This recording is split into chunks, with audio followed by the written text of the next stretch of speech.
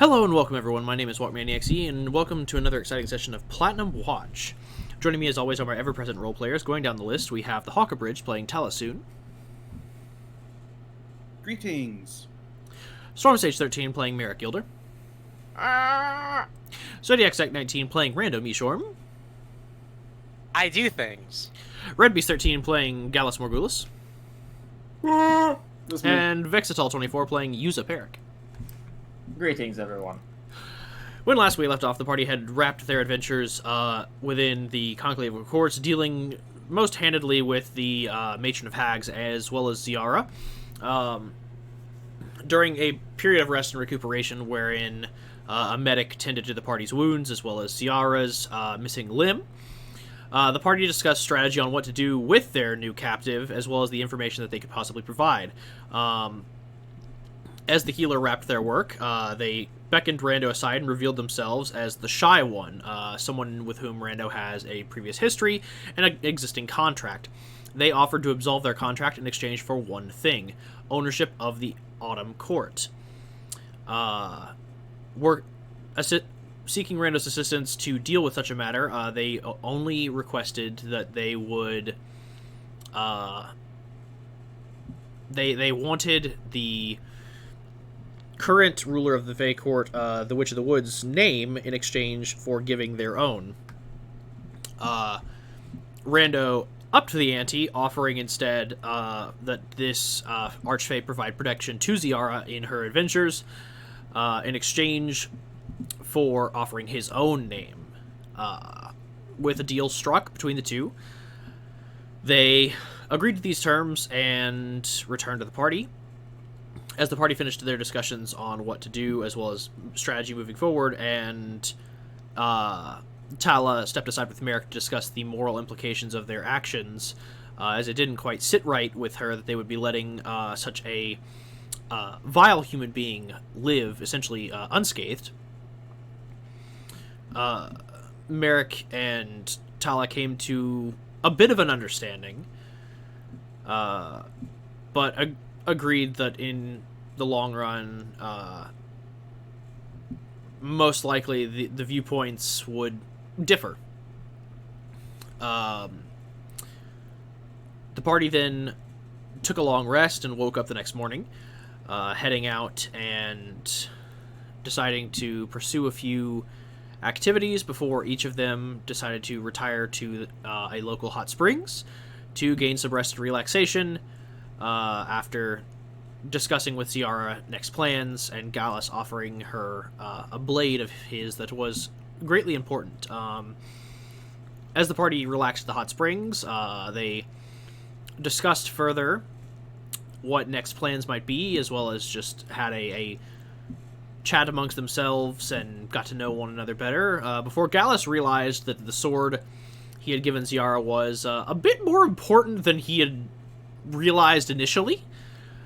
Forgetting the enchantments that had been put upon it, he bolted out with a towel wrapped around his waist in quite the hurry to retrieve his property and hopefully find her something a little better. And that is where we now pick up. As Gallus, you are sprinting through the streets of Valerian. Out of my way! People will get out of your way as there is a pretty much naked orc charging through. I mean, you're not naked, but like it is pretty much naked. I mean, it's not every day you see like a topless, half slightly wet. Yeah, damp beard sticking to my chin.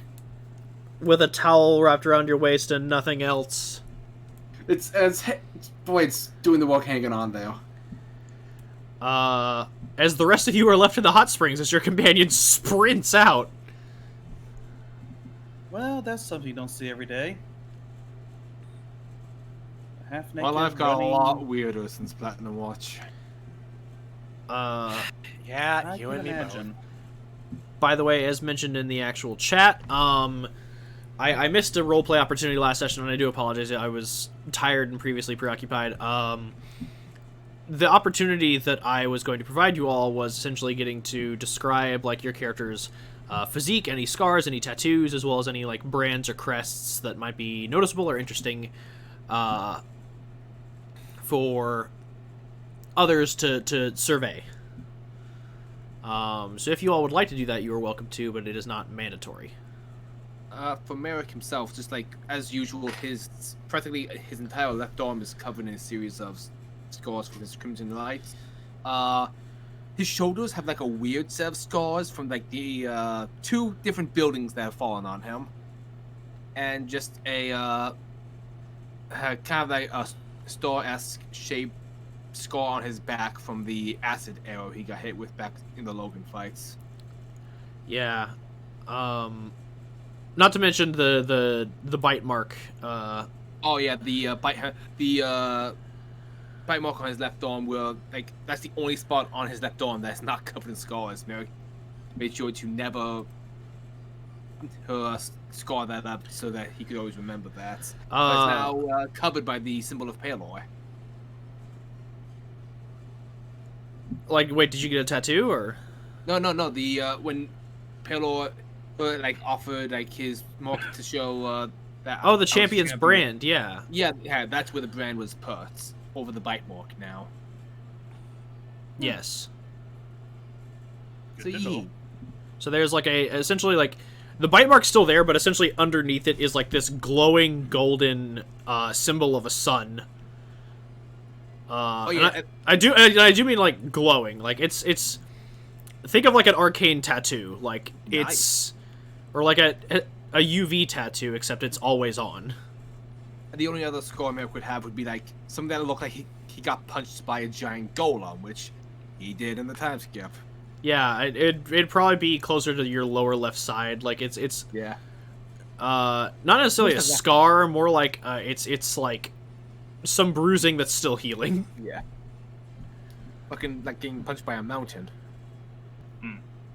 Or having a house dropped on you. Well, he has 2 other any scars. scars on him, but he did like the only thing that he kept on him was an amulet that he just never takes off. Gotcha. But he is bolting it from here, so he's gone. Would anyone else like to share? Sure. Tala has a very ornate tattoo on her back that says Thug Life. That's canon. Nah, Okay. she doesn't have that. She does have some scars around where her wings would pop out from various accidents with training. Nothing too severe. She'd have a pretty noticeable scar on her left shoulder blade, like right at the shoulder blade. Looks like something punctured very deep and came out the other side. But apart from that, she's okay. She has she would have a small birthmark on her shoulder. It's almost like a black tendril. It's like a little darker area of skin, like a very faded looking tattoo. Gotcha. You know, kind of basically it's like looks like one of Trappett's markings, but just much more Faded. Gotcha. Okay.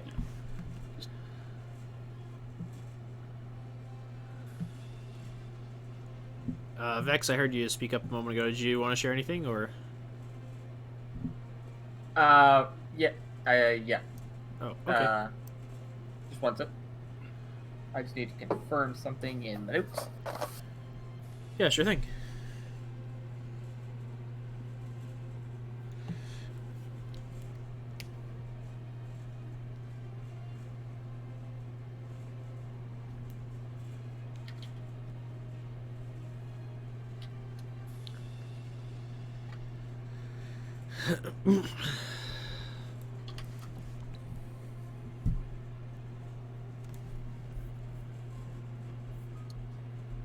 Has everyone else already gone? Rando hasn't. Rando hasn't. Yeah. I would. Rando can go while I figure this out. I would say no. Unless you added anything yourself, no. Okay. But Rando, would you like to share? I mean, granted, Yes. I know what your tattoos look like, though. Yeah, so you probably can describe them a little bit better than me, but you can see like all of the different styles of each element wrapping. It's from the It's from the from the shoulder. from the elbow down to Elbow. the wrist. So it's like it's Yep. basically along the forearm. They are basically like these banded tattoos that wrap around his arms. For example, water is symbolic, like it is waves churning and moving. The tattoos don't actually move, but it like the style of them looks like waves like crashing and moving. For air, there are many birds flying across in a row.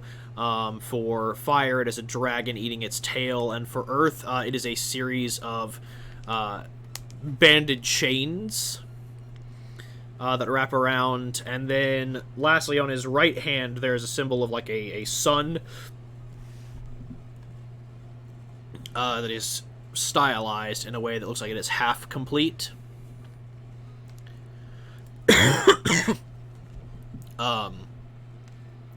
And then the only other thing I could think of is like that tattoo that started to emerge the more you dove into your powers, but we never really talked about that further, so I don't know if that's still there anymore. The one that's on your back.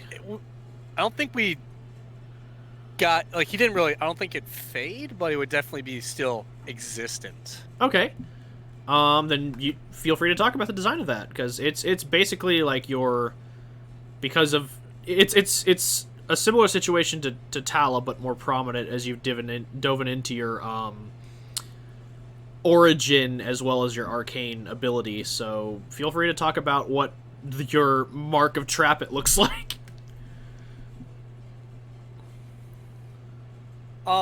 So the best way I can describe Rando's is a little different, clearly. His is more. Best way to describe it, weirdly shapes more of like a tree than like the other design, all the other designs you've seen. Mm-hmm. However, it's like faded, so it's like it's more like an outline than like an actual birthmark.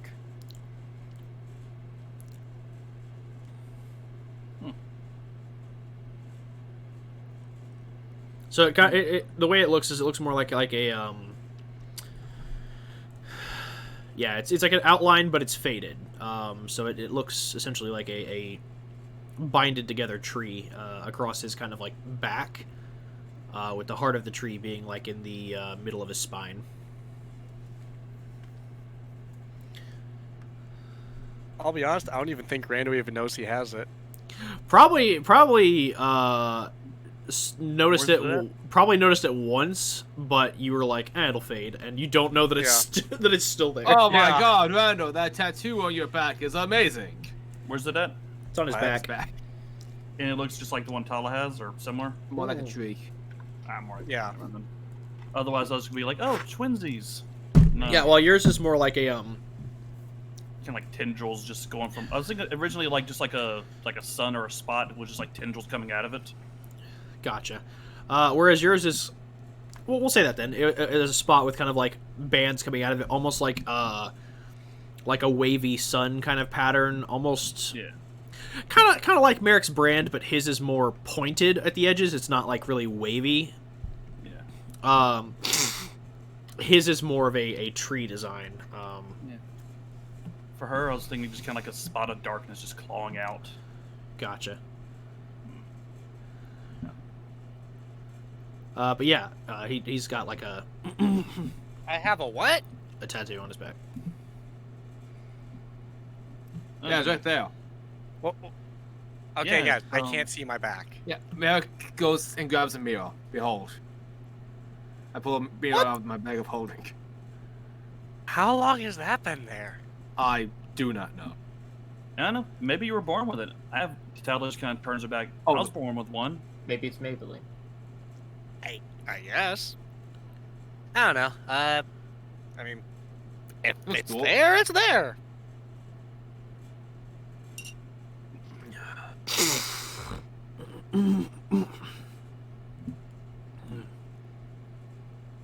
But yeah. Impressive brand, by the way, Commander.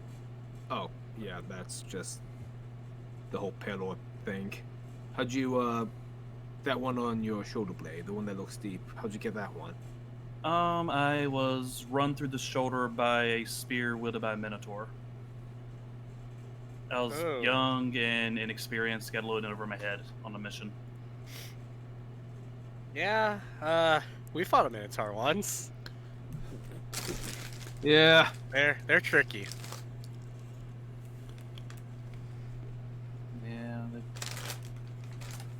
Yeah, that's they move faster than you think they would be able to.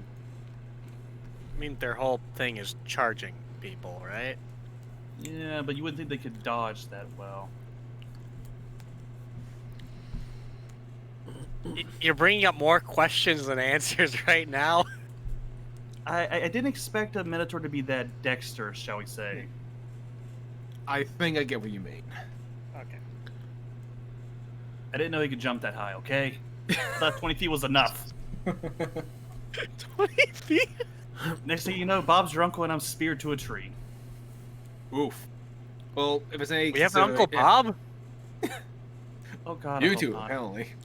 If it's any comfort, when my first mission is fighting with the Blood Hunters, they threw me at some a vampire, got my ass whooped. Falcon had to come save my ass.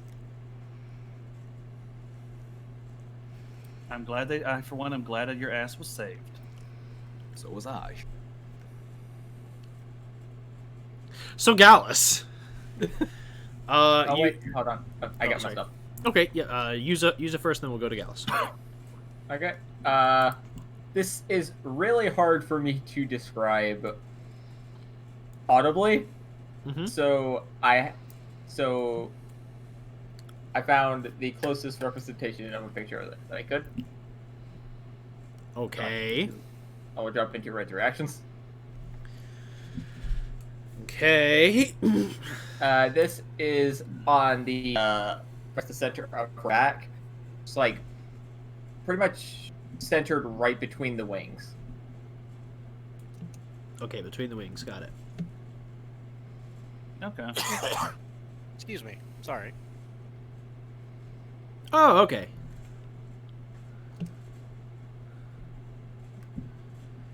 And then, Walker, I imagine there are various symbols of, like, the storm giants and a draconic symbol just placed randomly throughout. Probably, like, on an underarm or someplace like that. Yeah. Just marking people she works with. Yeah. That's about it. Looks cool.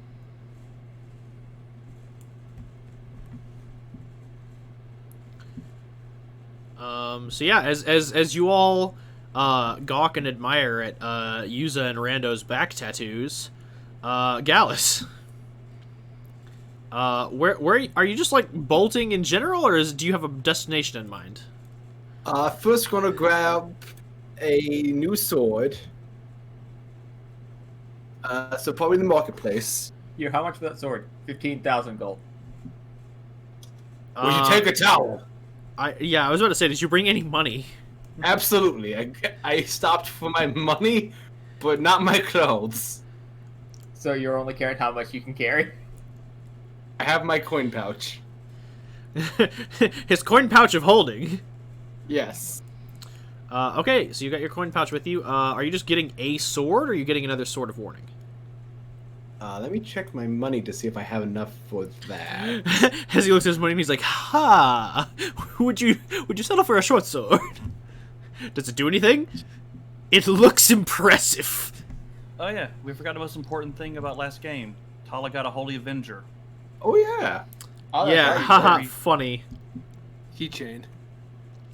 Yeah, Holy Avenger It'll be- keychain. Let's clarify. It's mighty, damn it! It is mighty. I just imagine that, like, she goes to the Inquisition workshop, and they're like, "Hi, how can we help you?" She's like, "I want this keychain attached to my longsword." I mean, you're not wrong. Again, like I said, like the keychain from the Keyblade. Yeah. But yeah, he's going to see how much another sword of warning does cost. Okay. If it costs too much, he's definitely gonna cheap out a bit.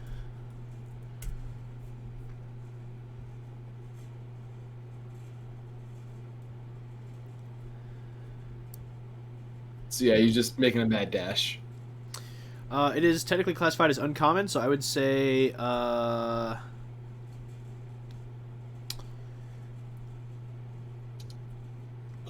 and it's a short sword, because yours is a short sword.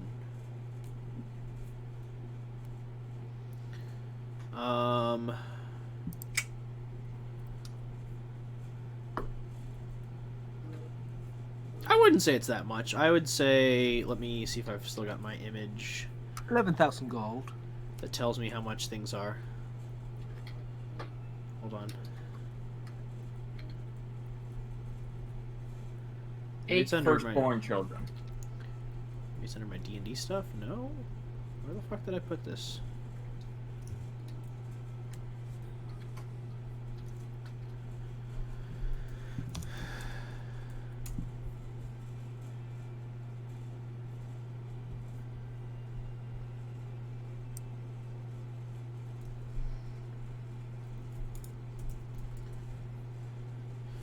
Okay, so I'd say, yeah, like probably 450 gold.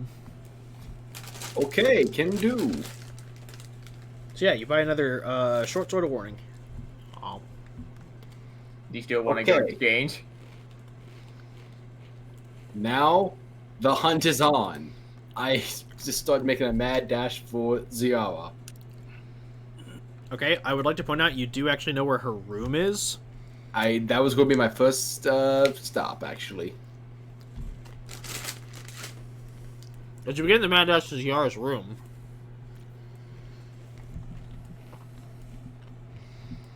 you arrive. Excellent. Knock on the door. How hard you knocking? Is this get like the a? Is this like door, a? Or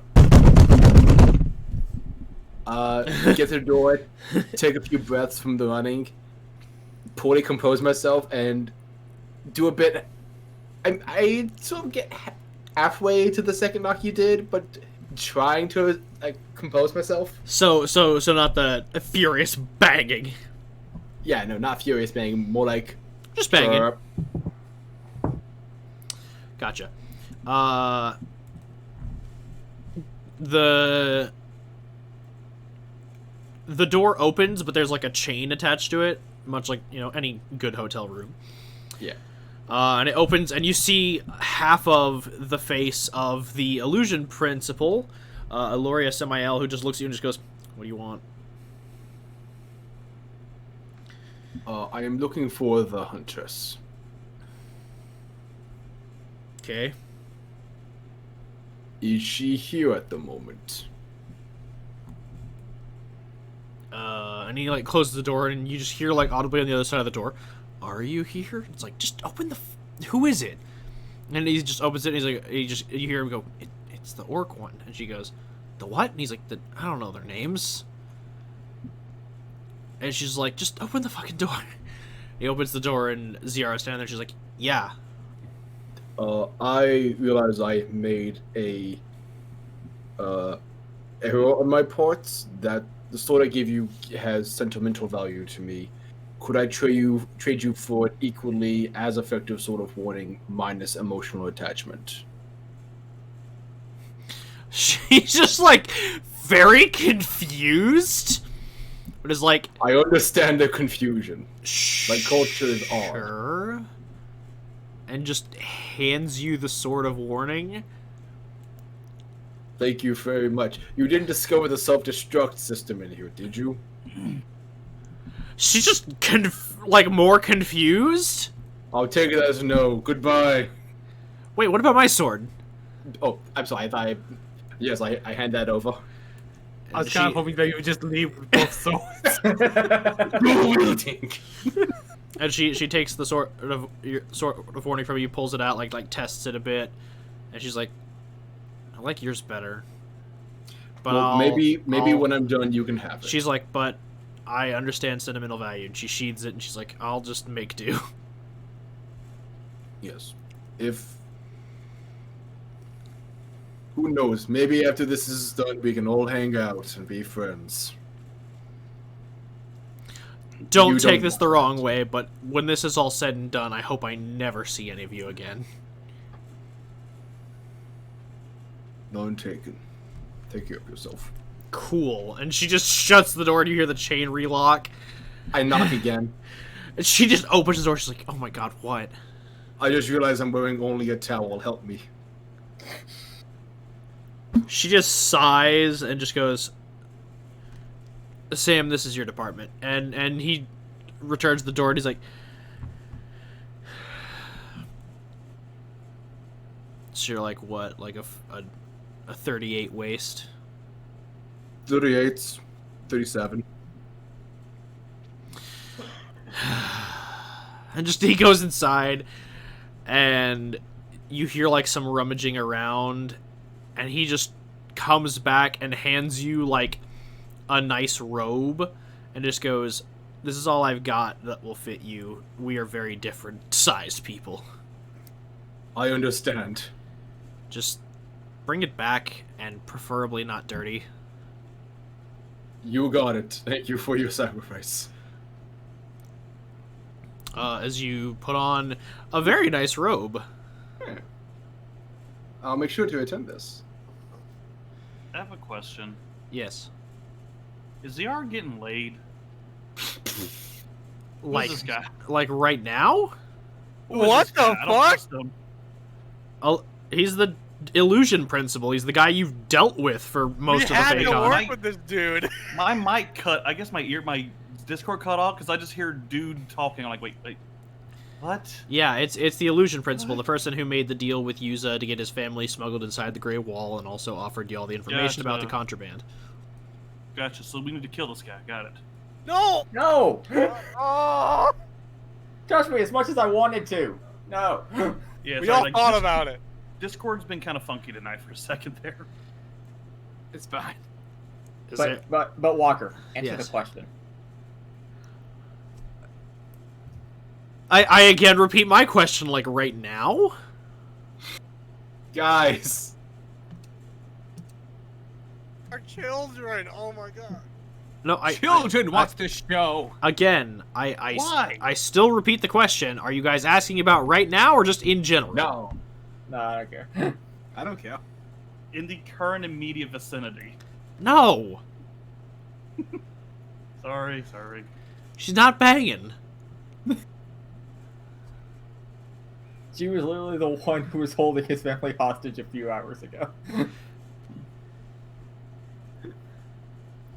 Also, I Like assume she Andre. didn't have to do in lingerie. Yeah, no, she they're answered not it in wrong. regular clothes. Yeah. No, you know what? You're right. How foolish of me. Yeah, she answered the door in a onesie. All right, like, Jesus Christ. Okay. Again, in my defense, I didn't hear you say who answered the door. No, I understand. I'm just giving you grief. No, we was playing. And then I just saw Stripper Graham in the group chat. I'm like, wait, what? That's me making a joke about Gallus being naked. Yeah, I get that now. I'm just like, damn you, Fail. technology. I think I'm-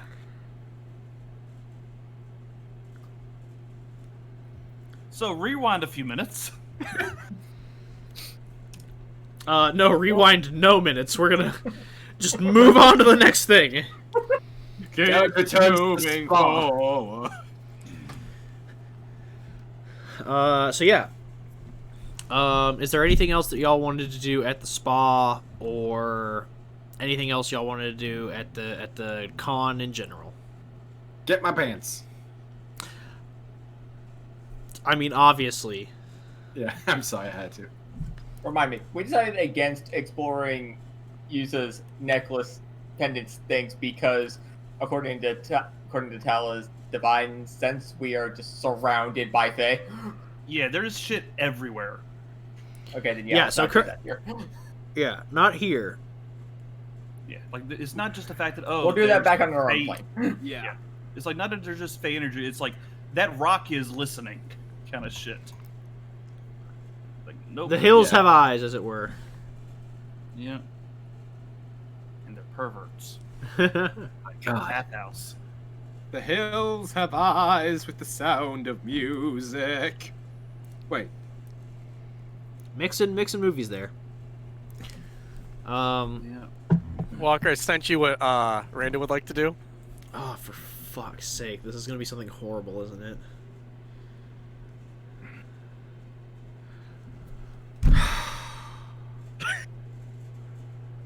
Why are you sighing? It's not even that bad. That bad. I would like you to acknowledge that propose- it's bad. Well, she's... Oh, right, she is still with you. I'll Just have yes to- or no. Just yes or no. Yes. Cool. You get that information. Awesome. Do I want to know? No. I do want to know now. Rando, DM me. Maybe later. Mm. Merrick's just going to see if he can find any spell scrolls for sale. Just particularly sending. Okay. Just because he has something that he wants to try. All right. Nothing Gallus wants to accomplish that comes to mind.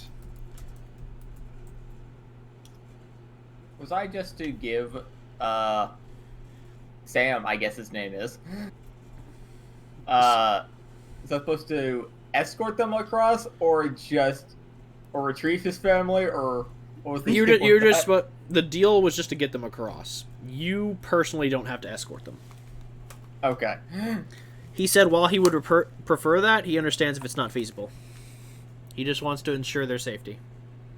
Okay. And yeah, Merrick, a spell scroll like that would cost you 300 gold. Okay, I'll pay it.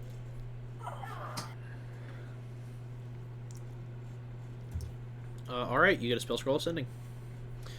Is there anything else anyone else would like to do? I had something, but I can't remember. It must not have been that important. I'm just spending the remainder of this con copying spells into my new grimoire. All right. I will ask one last time for both Gallus and Rando. Is there anything else that y'all would like to do before we move on? I'm racking my brain, but nothing is coming to mind about what to do in the Feywild. I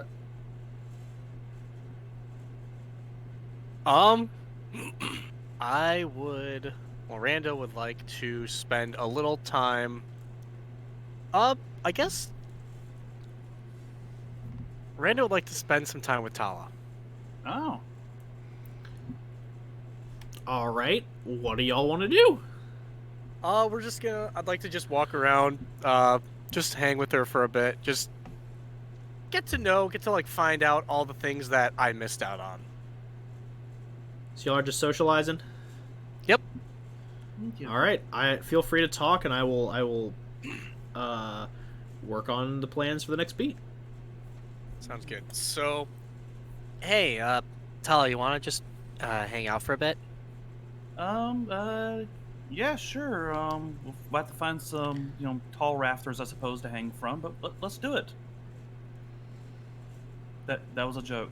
I was gonna say, please tell me you're kidding, because I don't think I can handle another one of those situations. I was just gonna set up a joke about acting like a bat would be more Yuza's thing, but what situation? I don't want to talk about it. Well, what do you want to talk about? Well, I would just like to get to know my younger sister, who I found out only days ago exists. And I'm still trying to wrap my head around that. Yeah, I've been trying to do the same, I suppose. Yeah, apparently Father Dearest tried the same. Dropping hints all the time.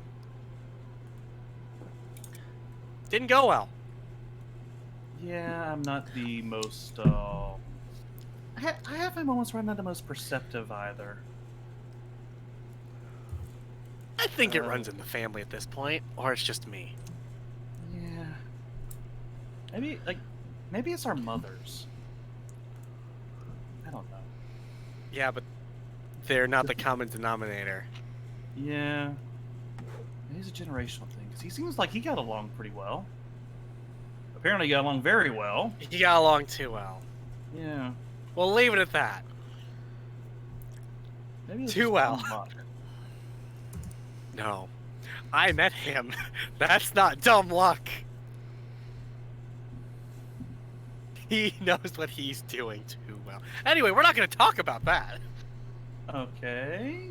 Again, I just want to know. I just want to catch up. Like, what did I all miss? Because you said you were kicked out of your group for being too strict, apparently.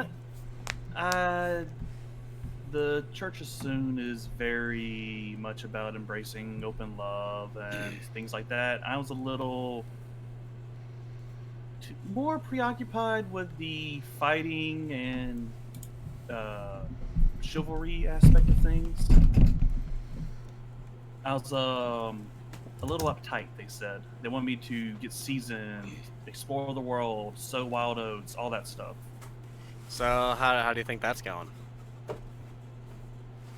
I killed people. There's that, I guess. Hadn't done that before. Oh, I was gonna say, was that like a big no-no before? No, I mean, you Or protect you're the just weak and all actually that. succeeding this time? I just never was really comfortable with it before, but we have the goblins and the hags, and they were pretty bad. Oh, trust me. If you actually had to deal with some of the stuff we had to fight before back in the day, oh god, I made myself sound old.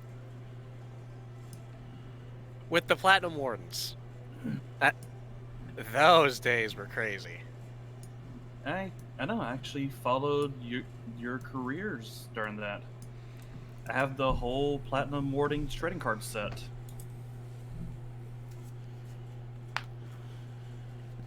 Oh, you're right. We're popular. Yeah, I'm guessing you didn't see any money from that. We got paid for that? I mean, people bought the cards. You know, I'm not sure if you're aware, but most of the money I actually made, I donated to an orphanage.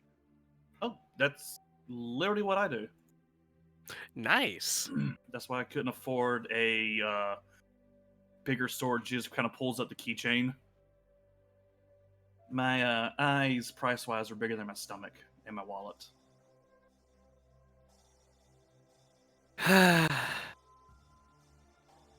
Yeah, that's a family thing. Our eyes are bigger than our stomach for everything. Yeah, interested in meeting him and finding out about that sometime. After she just kind of makes like a punching motion in the air. Okay. So, yes, I would love to kill him. I'm not gonna lie about that. I would just love to just literally turn Traffic inside out. That would be the greatest thing ever. However,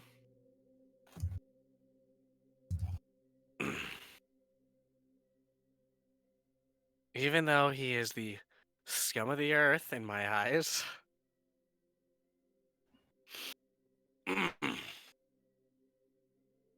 I know that Avok is in a better place. And if he's not, Lords help anyone that puts him in any of the underworlds. Because they ain't getting out alive. Yeah. Again, I had my own beef with him before all of that, but Yeah, that was sort of your what was mom, the right? yeah. But finding out that he did that, I swore that to at least atone for something our family did, that I would avenge Avok's death and all the others that he wronged.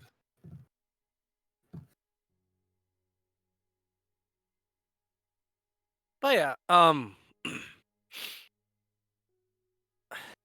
what exactly did he do besides seducing your mom, or was that like the big thing? That was the big thing. Okay. She was a deva in the service of a goddess that was basically valued being chased over all other things. And, well, she Again, was cast out. It's not luck. I've seen him in action when he's doing his quote unquote magic. When you say in action, she just has this really just kind of like look on her face. Look, he tried making a move on a dragon in front of me with him knowing I'm his kid. It was Wait, is that where the dragon brother comes from? No, thank God, no. No, God, I hope he's not actual by blood. Nah, this was a few months before, like, I think a month before we met Ari. You guys had some interesting activities. For me, I was just mainly Sure. training.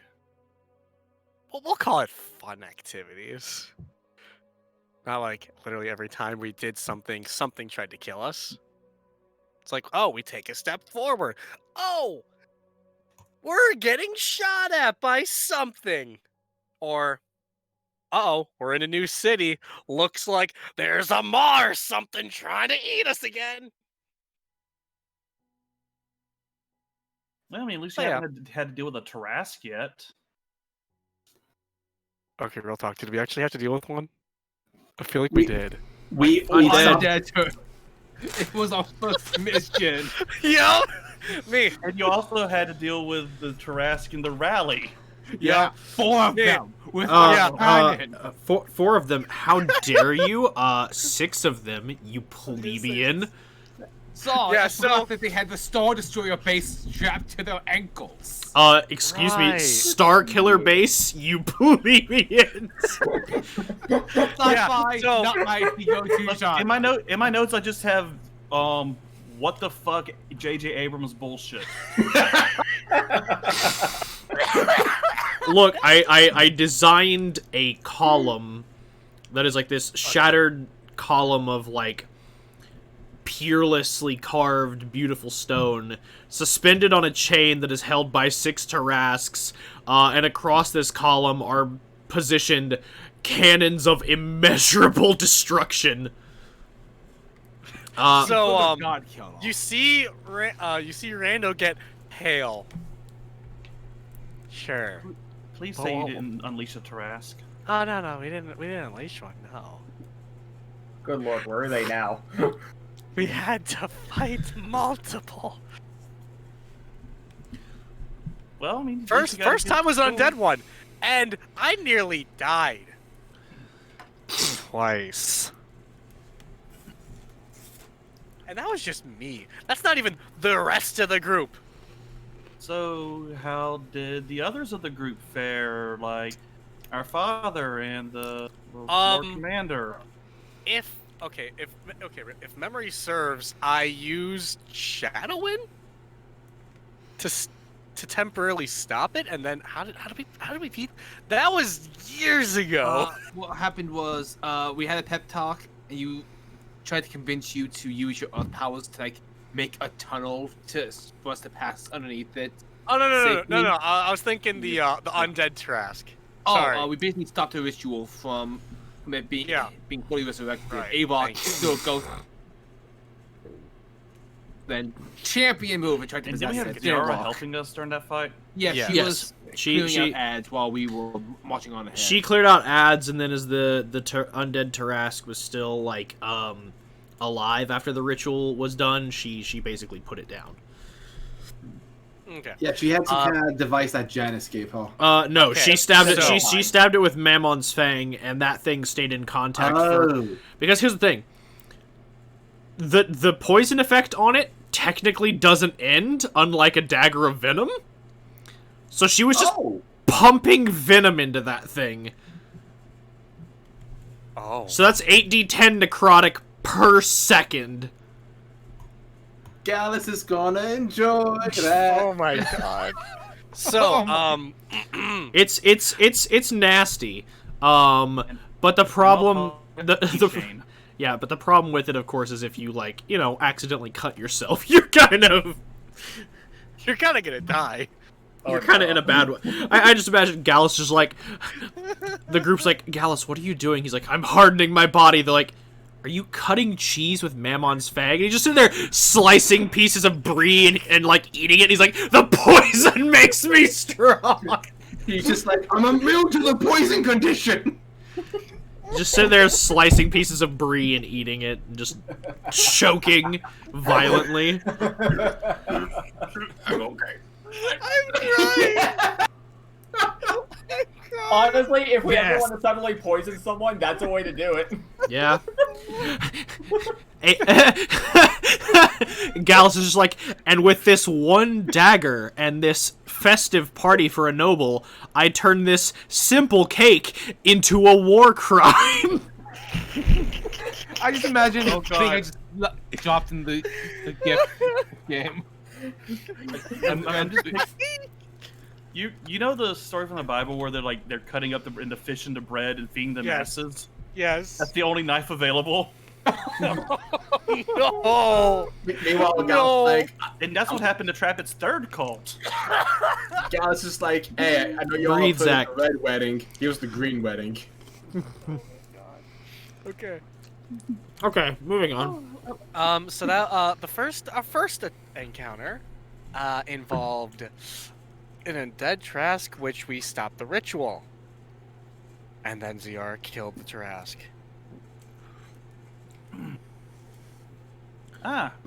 Again and again.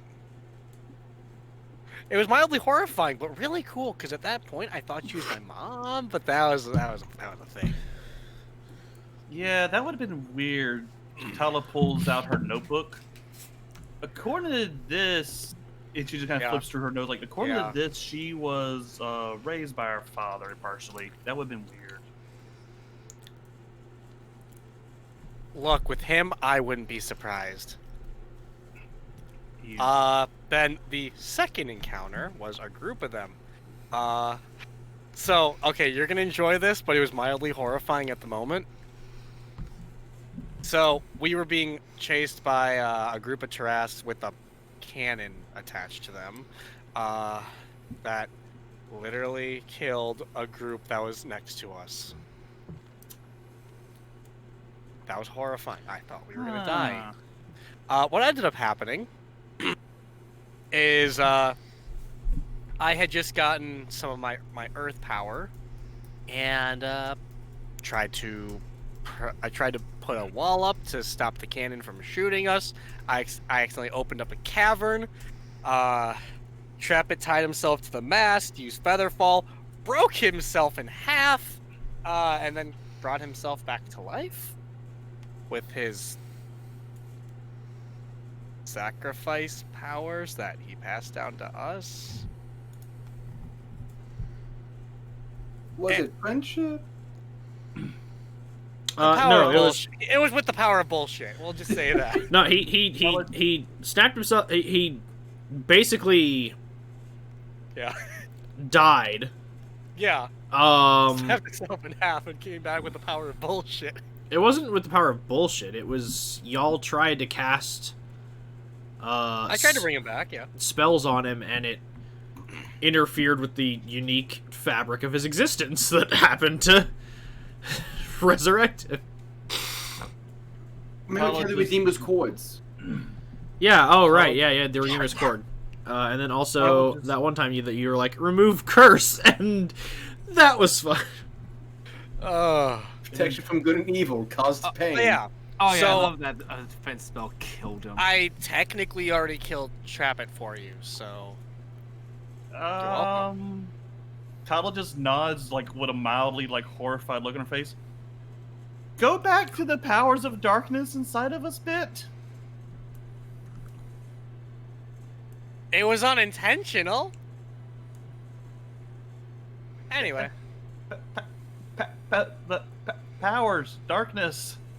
Explain you. She just Which pokes part? him. Explain. Oh, right. Us? Yeah. Oh, long story short, I wasn't really paying too much attention to it, but the long story short is Father Dearest was sacrificed but to this cult. It didn't quite work, and he came back with, I guess, immortal blood of some kind. Okay, so to make it easier for but this is how Rando's describing it. I understand, but to make it easier, well, the audience already knows, but I'll iterate yet again. The way Rando essentially describes it is that, because this is how it was described to you by Trappit, is that he essentially, like, was sacrificed to a cult, and then his physical being was merged with Baal's power, which is the god of murder. Oh, really? Yeah, because he didn't. Trappit never went into the details of the ritual with anybody, because Trappit likes to secret. Yeah, He doesn't want it to be anyway reproduced if anyone knows it. Yeah, and he also likes his secrets.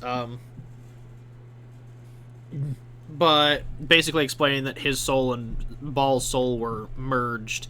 And during the rally, luckily, however, that coupling was severed in a way. Thanks to Merrick's intervention.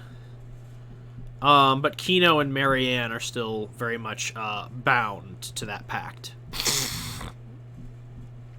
Wherever their, souls may be. Wait, so Trappit's not bound to that anymore? Just double checking. No, because when fuck them then.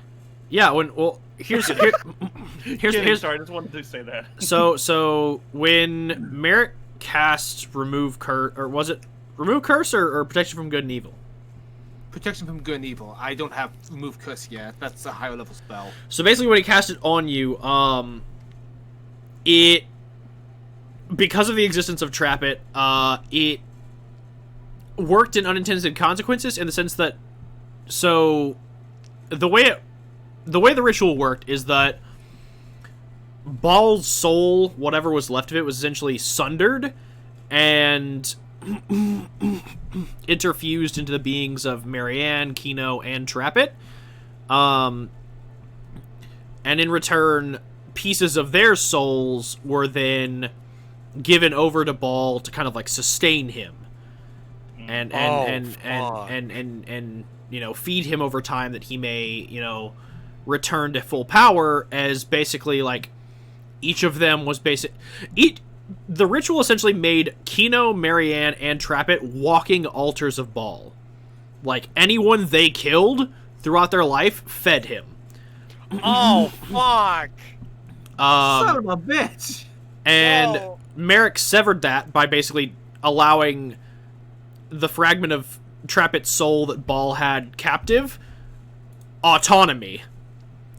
By basically turning that portion of Trappit's soul back over to Trappit's control. So Trappit was essentially fighting Baal on the material plane and Pandemonium. And Merrick has no idea he did that. No, he doesn't. Trappit's so much more there's powerful a- now. Yeah, that's why Trappit is so much more powerful now.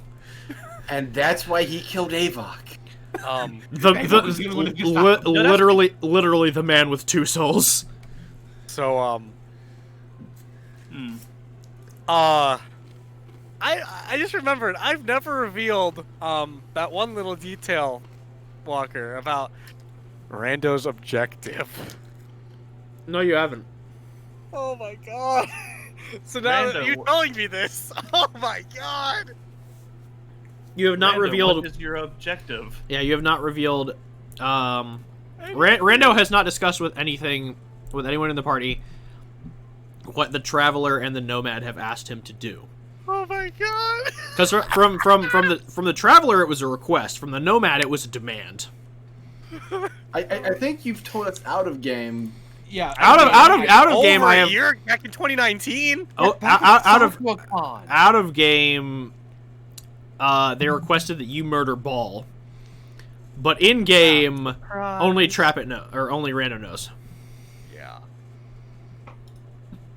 So yes, Zach, to answer your question, no, you have not discussed your objective, and also yes, you give a much better explanation to Tala about what's going on, but just not in like as vivid detail. Yeah. So people he encountered were fed on by Ball? Yeah. I'll be honest, I don't even know how much of that he actually knew himself. So. Good to know. Oh no. No. I'm just it is legit good to know, but that's a wolf. The other part is know because also we are killing people. descendants, we technically have that little bit of Taint. godly power. Yeah. Which, if we use it, we could spark it into potential godhood. I'm telling you because you are the only one in our family that I trust. Please do not stab me in the back. Literally. Tala just kind of does that, like, thing with her hand, like, Contemplates her holy vendor keychain. Yep. She just holds it, like, in her hand, like, up against her chin, like, just digging the blade in a little bit, just, that's a lot. Please don't kill me. Look, I'm not gonna, it's a keychain, Rand, I'm not gonna kill you with it. that has not stopped our family. What? Oh! Look, our oldest brother, Kino, literally stabbed me in the back. I don't even know why. I don't even know if he actually knew if I was his brother. I didn't even know. How? I think he was just doing it to be a dick. Huh. And here I thought I was the dick of the family. Okay. Oh, no. No. Apparently, his still living eldest daughter is a pirate. And she hates him more than we do. I'm very conflicted about that. On the one, kudos to her. On the two, pirate. On the three, pirate. On the 4, she might kill us if she finds out we're his, if we're siblings. I don't know yet. There's a reason I don't use my real name. Yeah, I don't use Doslin either. For good reason. People be like, oh, you're Trappit's kid. Well, here's all these crimes he committed. You'll do. I can't remember, Walker, did she find out about the cult in her research over the 2 years? Which cult?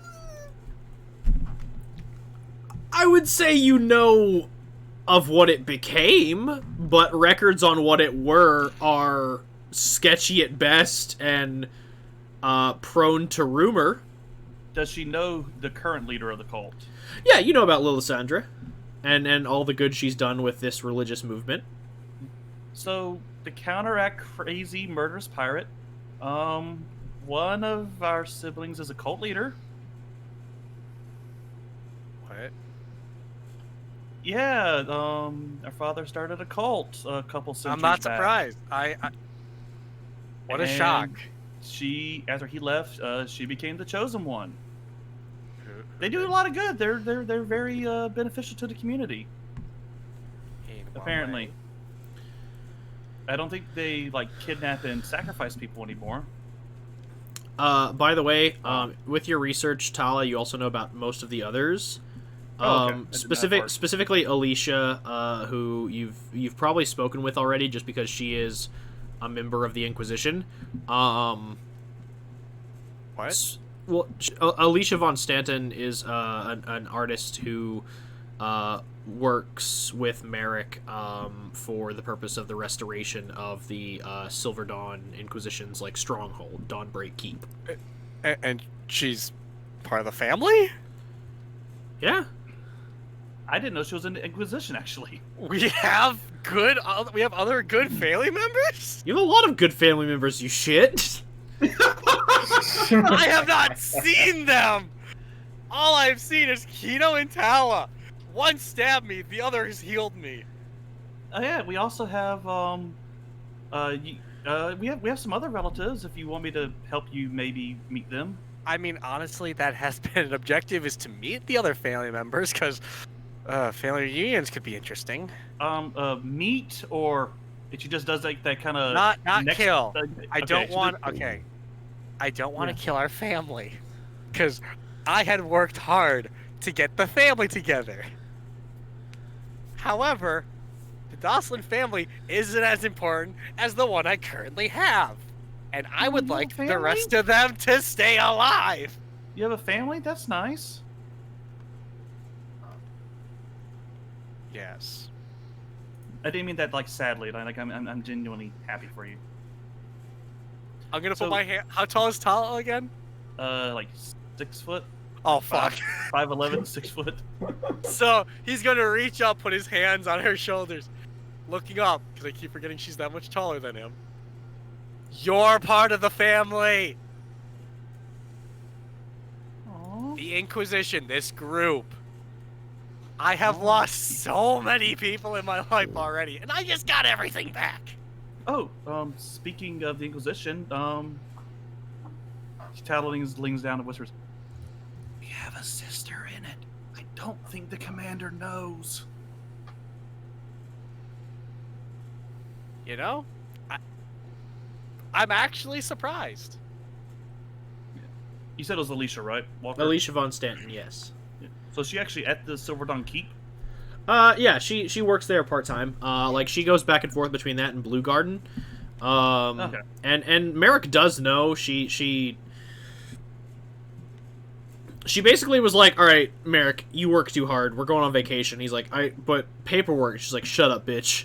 And she took him to Blue Garden, and they chatted there a bit, and she revealed that bit of information. Oh, but It was she nice. she revealed that she is a Dosslin? I mean, she revealed that her father's Trappit. She doesn't go by his name. Understand? I don't think any of us do. Also, she reverted to Merrick. I don't think the rest of us know that. Yeah. Yeah. Merrick So, is going off the assumption that the other siblings already know. Because Nope. Merrick's that kind of like, of course they know. And also, none of us knew Tala was also Merrick's Yeah. daughter until we came here. Yeah. Travis, fair no, enough. you said Merrick. Yeah. You know the artist girl from the Inquisition, the No. half elf. He's just like, no. No, as in wow, you can't believe that, or no, as in no, I you have don't no know? idea. Look, I literally had been at the Inquisition for a day before we started doing Huh. this. Remember? Well, perhaps I got off. shall wagon. introduce us. I mean, that'd be cool. Like, so if I have, Tattle just pulls out this out of her notebook. She just pulls out basically a chart cobbled together. So if I have this right, she should be either 8 or 9, and you are 100 before or the for- child? Tattle flips to her notes. I meant like. Okay, Like, I'm she's talking- are younger we than you, but talking- older than me, is what I was trying to say. Wait, she's younger than me? I think so. That whore! I thought I was his last. But I guess 50 years is not enough. I mean, even I'm a prude, but even I know that 50 years is a long time. Okay.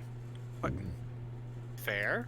But I keep thinking, oh yeah, elf years, like 50 years, no big and then Elves built different. Elf built different. But elves at a need char- that satisfaction. At a character, Trappit straight up told you that he was not like normal elves. Yeah. Yeah. Trap built Random- different. I, the player, keep thinking like, oh yeah. There's no way he's gonna have more than like one after Rando at max. Rando's probably the youngest. I mean, look, here's I've been so wrong.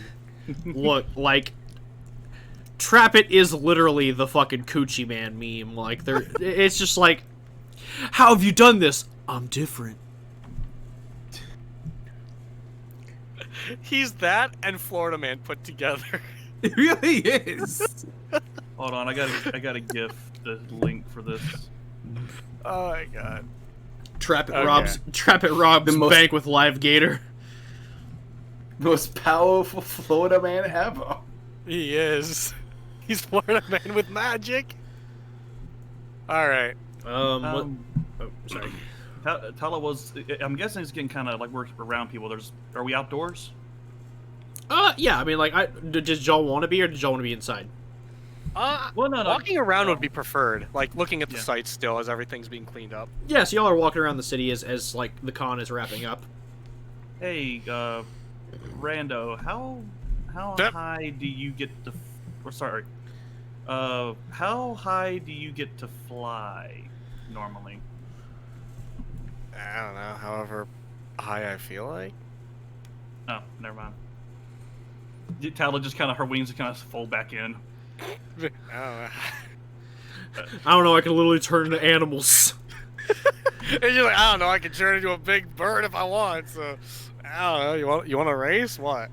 I was gonna take you flying, but yeah, I forgot Oh, okay. polymorph and wizard. I'm a mildly insulted druid. Okay, that makes sense. You're not stuck up as wizards. Mildly insulted. No. Yeah, I was like, As She has Yuza, no idea what class half this group is. I'll be as honest. Yuza feels a disturbance in the force. As is a bathrobed wizard. honestly, I'd believe it. Anyone talk shit, he's a, who the fuck? I cast Scrying. This is possible. Yeah. Yeah, so anyway, before we get going, if you want, I can do my best to treat you to something here. Maybe we could grab a snack or something. Just something kind of peaceful. Watch them, take everything down. Unless you want to buy me a Holy Avenger. Okay, I said buy you something. I'm like, okay, I'm not trap it rich unless I sell the house, and even then, I may be a 100th of that man. His wealth. 100th of that man's wealth. I did not know he was wealthy. Good to know.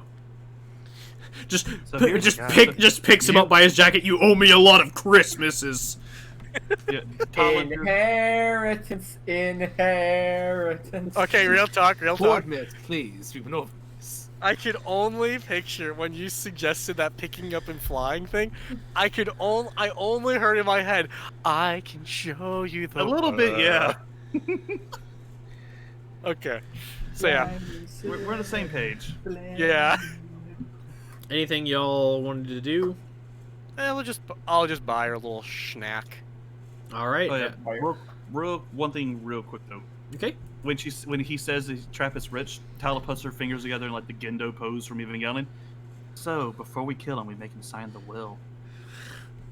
You know, with how much I'm probably his favorite child because I haven't tried to kill him yet, I might be on the will.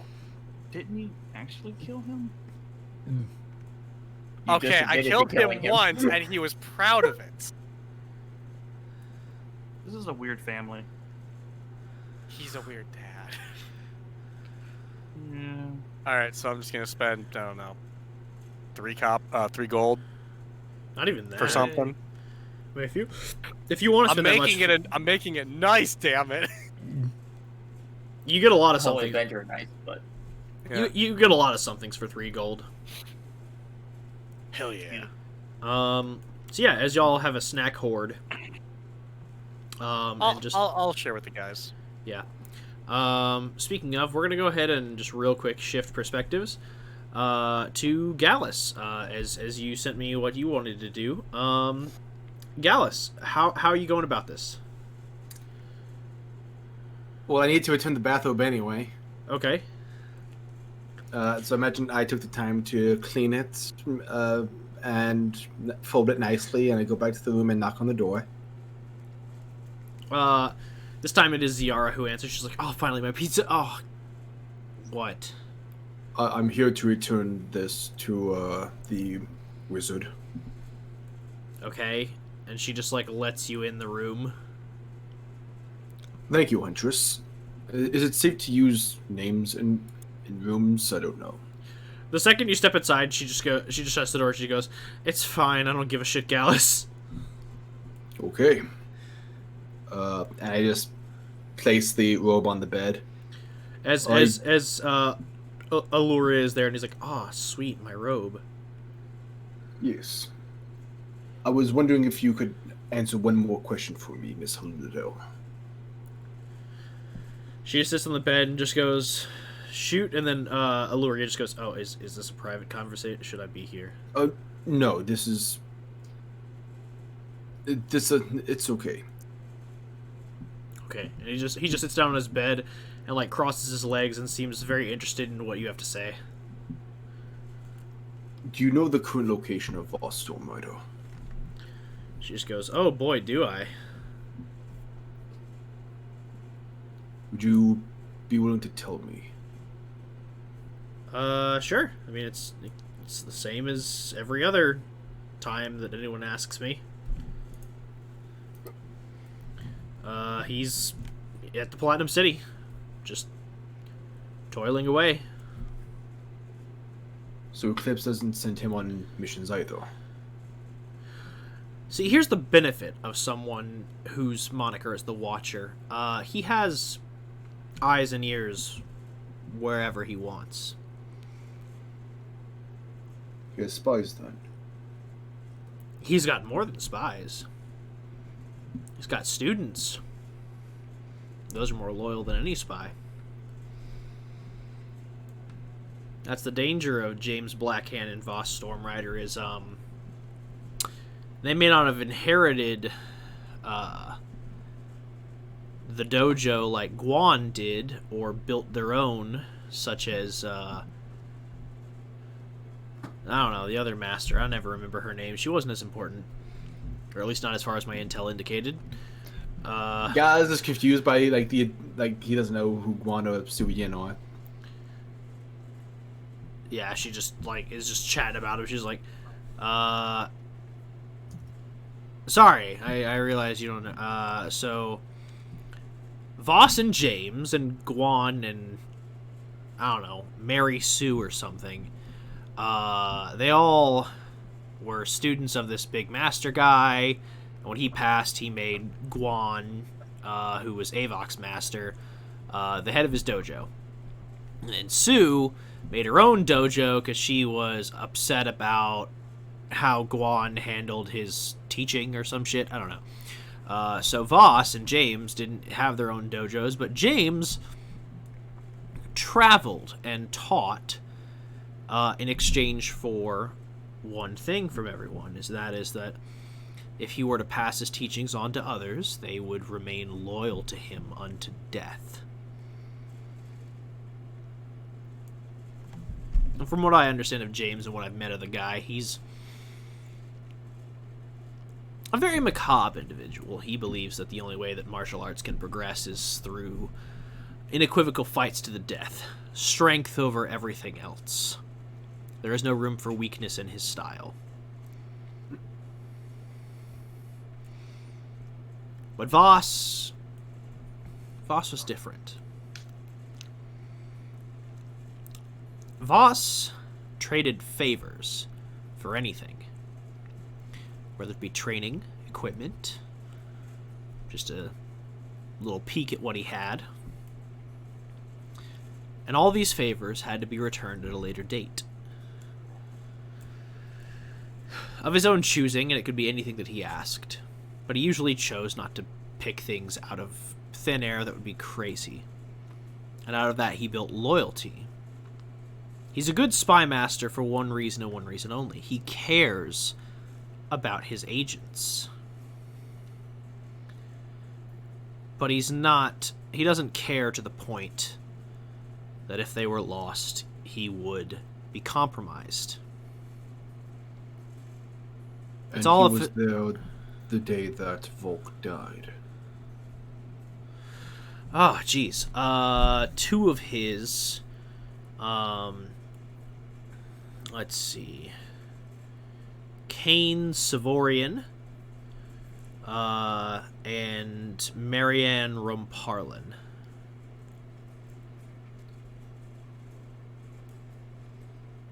Of course, I was there, as well as one other, Logan Mueller. But... No, I have to ask because I didn't know that. I was unaware you were present at the time of their deaths. I was. Did you kill any of them yourself? It was dark and it's hard to confirm kills, but I can safely say that I didn't kill Volk. I wasn't aiming at him. What about Miss Hindle? I believe that was Logan. Korik, if I remember correctly, was Kane and Marianne. He was the first to drop. It was more of a concentrated fire effort. I was tasked with bringing down Sonya because outside of Korik, she was the next highest possibility. Now, granted, I took no pleasure in that, but a mission's a mission.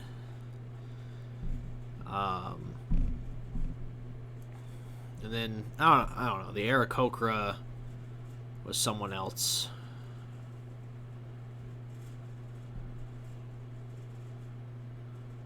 It seems, from what I understand, this Marianne was already killed.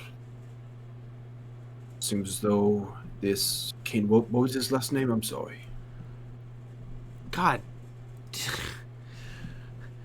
I'm sorry, I was trying to type it as fast as I could.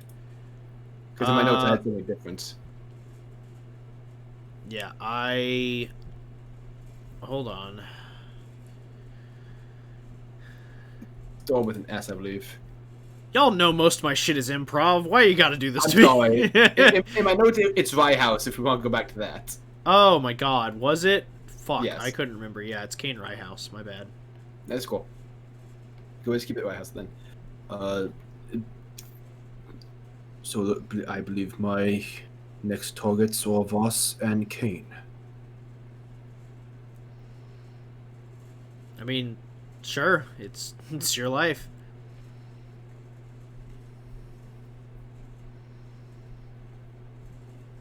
Thank you for your information.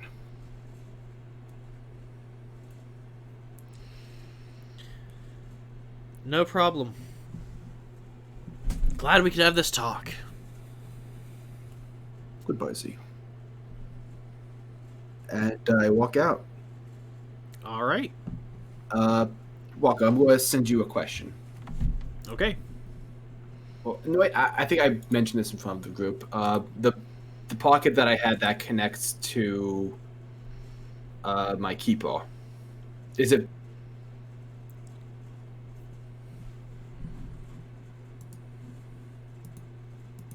Got a note from my keeper. Okay, please repeat. I accidentally clicked the wrong button on my laptop, which had me disconnected from this call.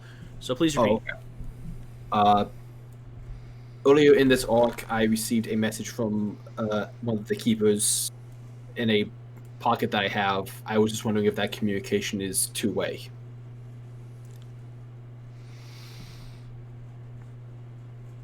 You have no reason to assume it isn't.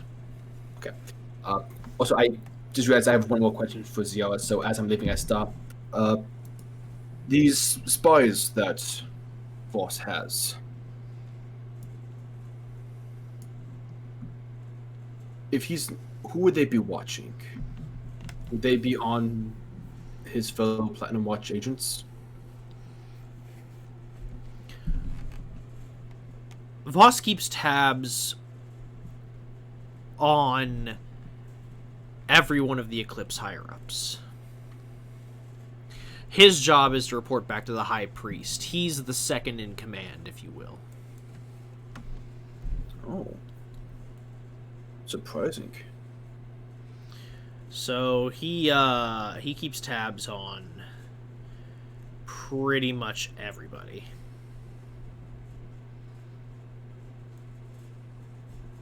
Would his spies have followed you here? How would they know that you're alive?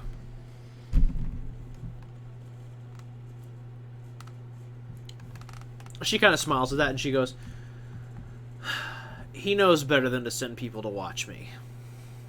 I tend to lose them very quickly, or kill them if they piss me off.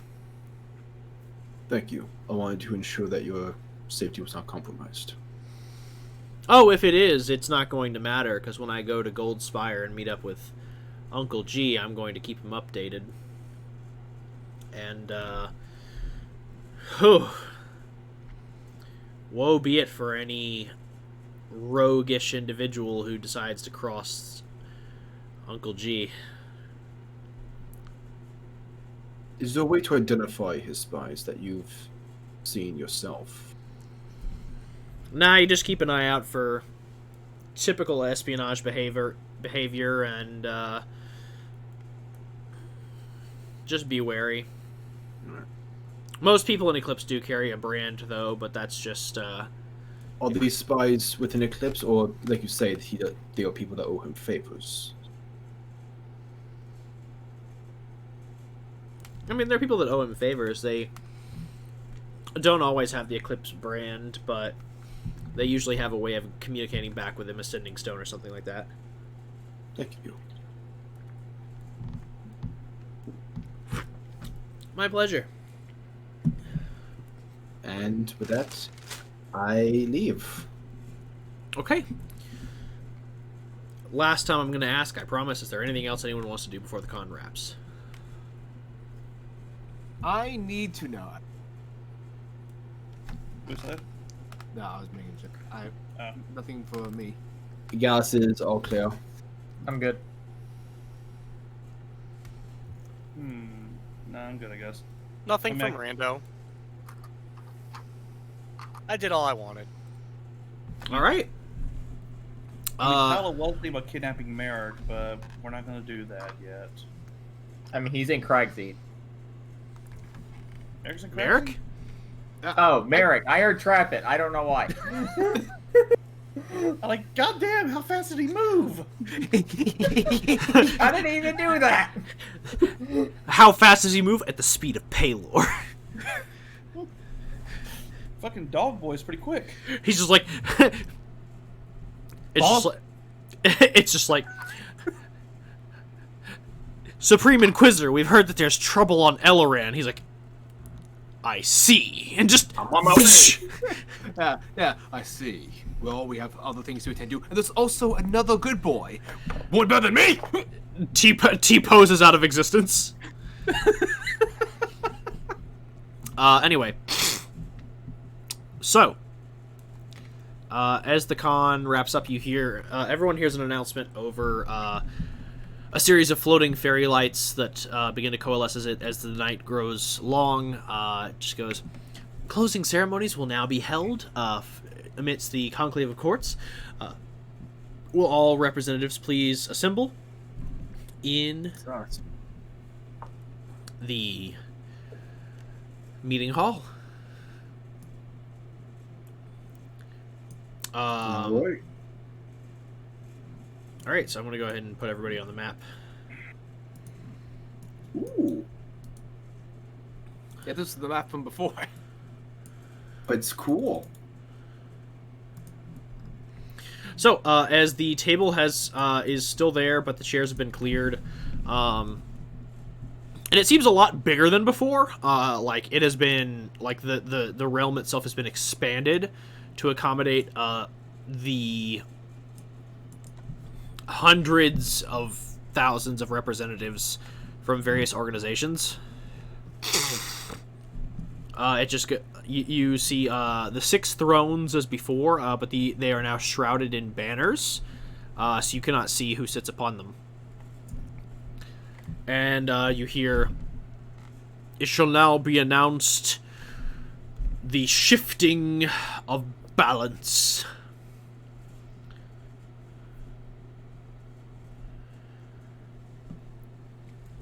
Representing the Spring Court, ever onward and stalwart, as before, the Unicorn Maiden leads this legion. And you see the banners part, and you see the resplendent unicorn you saw before, as it shifts and shimmers. You watch as it takes the form of a woman dressed in silver robes, with a large horn protruding, her hair reflective and prismatic like the sunlight, striking a beam of dew. You see basically vivid colors of rainbow shifting.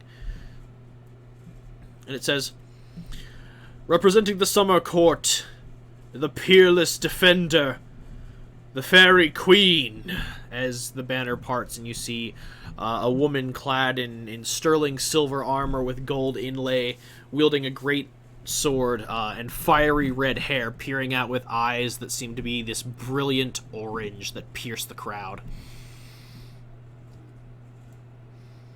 And it says,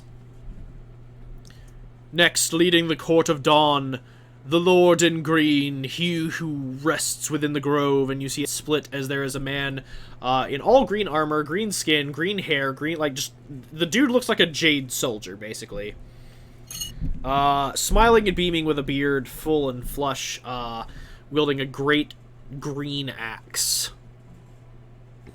As there are cheers and applause from all around you, he seems to be far more liked than the Fairy Queen, and a little bit more popular than the Unicorn Maiden. It goes, "Representing the Autumn Court, they who have through clever gambit and well-won misdeed secured the seat against all opposition, the Shy One," as the banners part, and Rando and the rest of you recognize the familiar figure of this Mycelian female clad in red robes, with a mushroom cap and flowing kind of gossamer white hair. She kind of smiles but kind of shrinks into her robes, not used to being the center of attention. It's your girlfriend. Wiggy, wiggy, wiggy. And it goes, and then you hear, "And then an equal cunning gambit, the winner of a grand bout amongst his court, leader of the Winter Court, the Prince of Frost." And you see it split as there is this person clad in all black armor, pale white blue skin, and kind of like pale blue hair, who stares out icily across the crowd, wielding a curved black sword. And it goes, "Last, but certainly not least, leader of the Twilight Court, master of all they survey, keeper of balance, the king of bats," as the banner splits, and you see Nephion clad in his traditional black robes, bony white skin stretching out to like gaunt across his skeleton, covering his face and hands, as black hair kind of like spindles downwards, kind of merging with his robe. And it goes, "Now, to announce the winners of the court.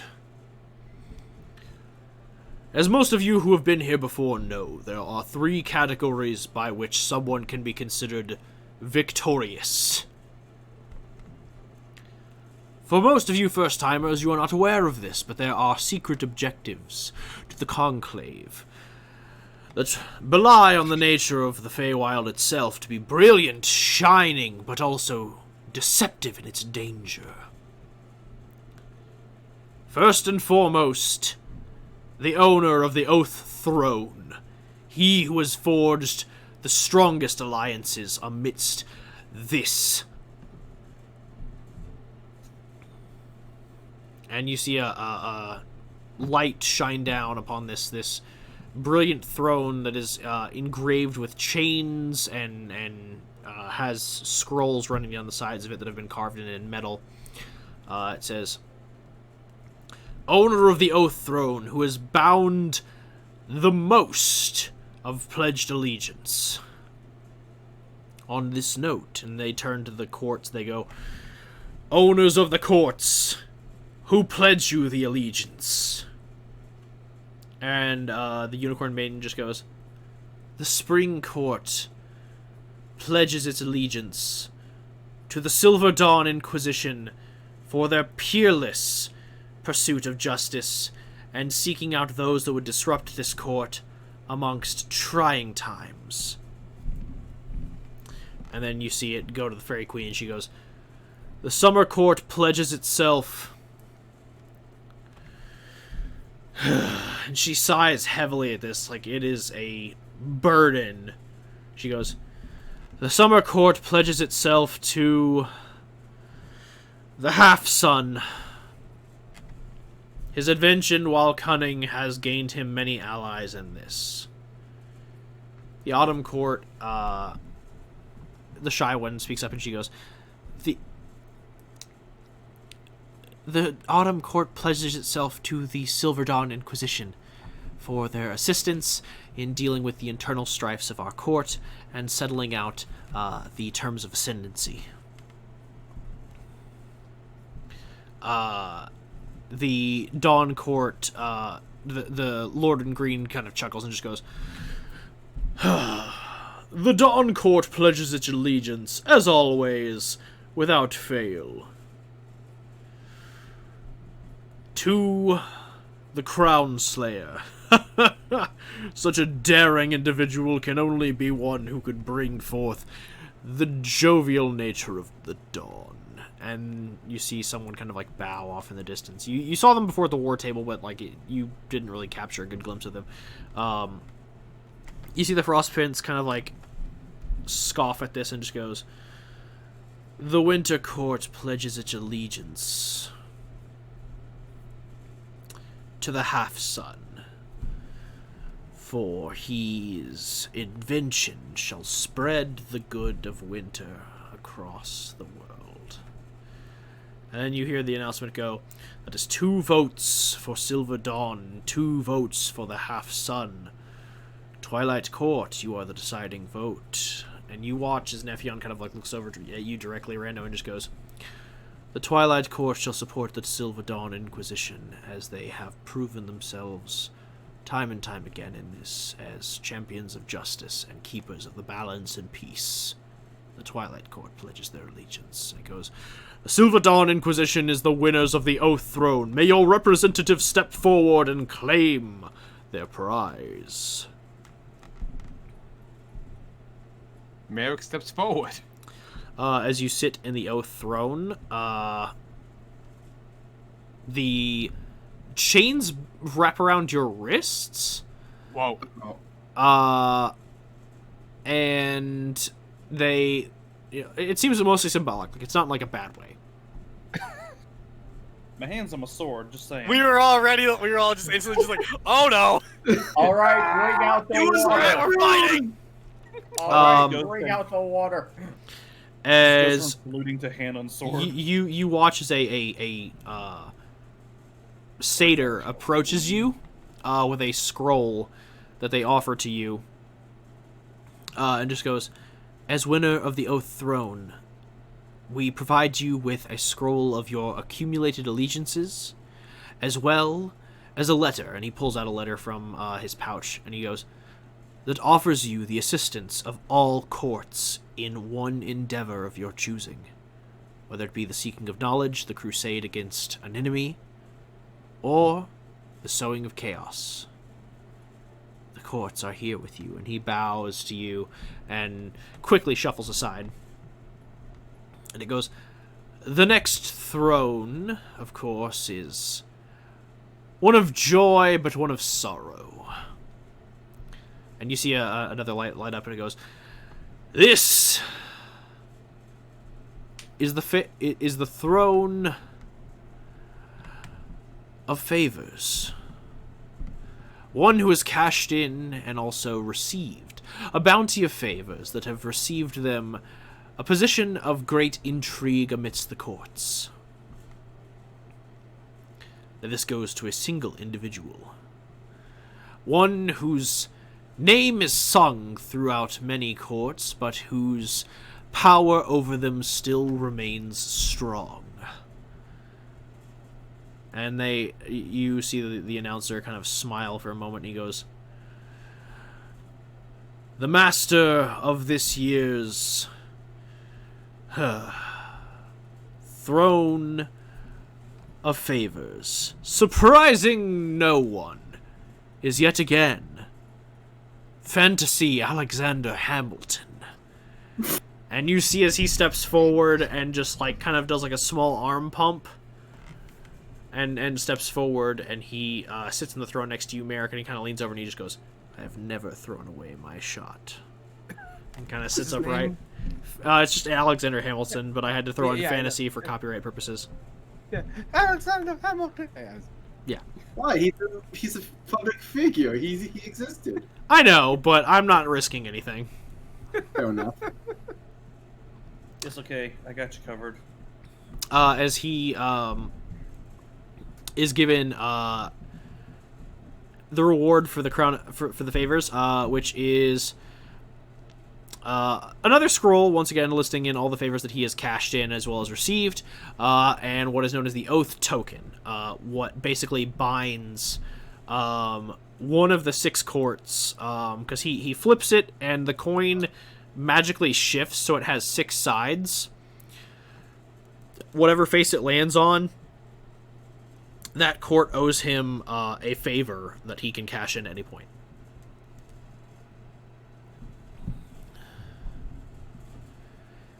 And it goes, last and certainly not least, the throne of brilliance.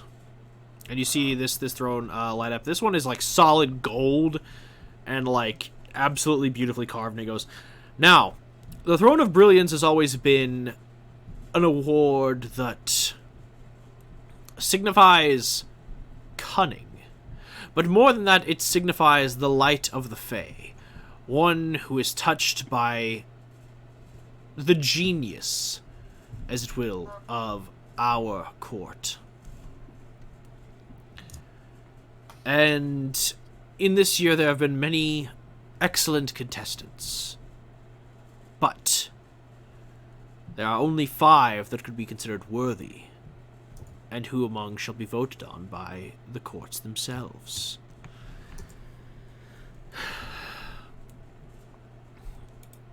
And he turns and he goes, let us announce our 5 who have received such an honor. And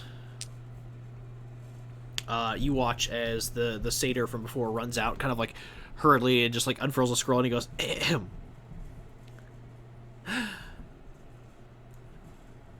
The half-son, and there's like a modest amount of applause. And it just goes, the grandfather, and there's like another modest amount of applause.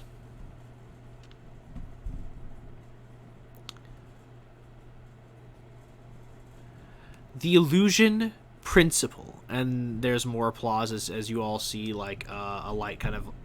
There's been lights shining down on the other 2 contestants, but one shines down on Aluria, and he just kind of like does like a modest wave. And it just goes, ahem. The Shadowed King. And you watch as as a light shines down, and you all recognize who is under this light. It's Win. As he just seems kind of confused. Fucking what? And then lastly I forgot about him. they go, and last, but certainly not least, the Hunter, as a light shines down on Rando.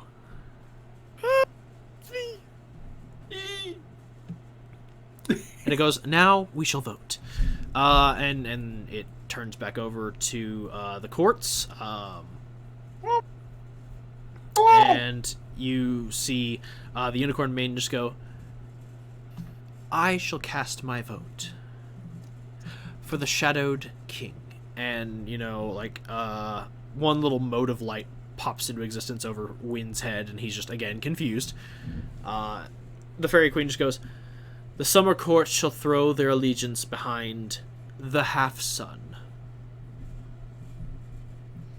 And the Shy One comes up and she just goes, the Autumn Court will throw its allegiance behind the Hunter.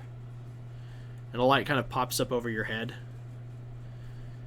And you see the Frost Prince, and he goes, the Winter Court shall throw its allegiance behind the Illusion Principle.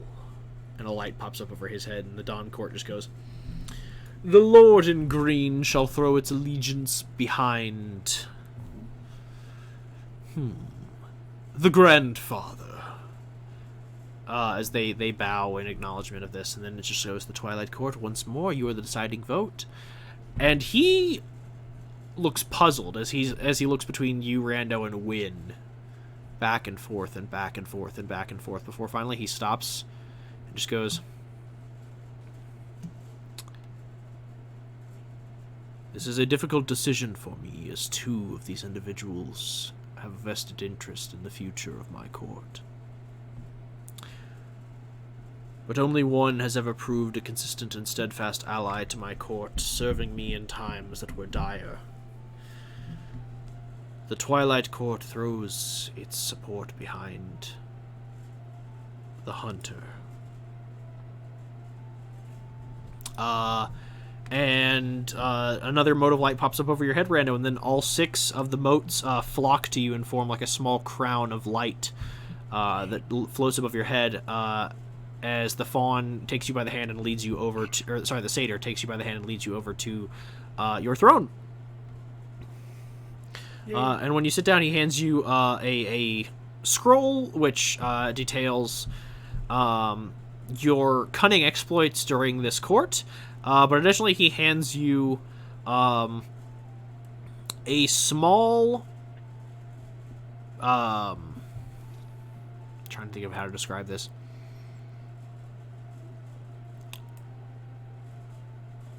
It is a small carved stone that, as you kind of like move it, reflects the light in various hues and shades. And then they go, you have received the Orb of Brilliance. This shall grant you one boon from any of the 6 courts that you may choose. However, the boon is solely limited to assistance with a problem. A spark of creativity, if you will.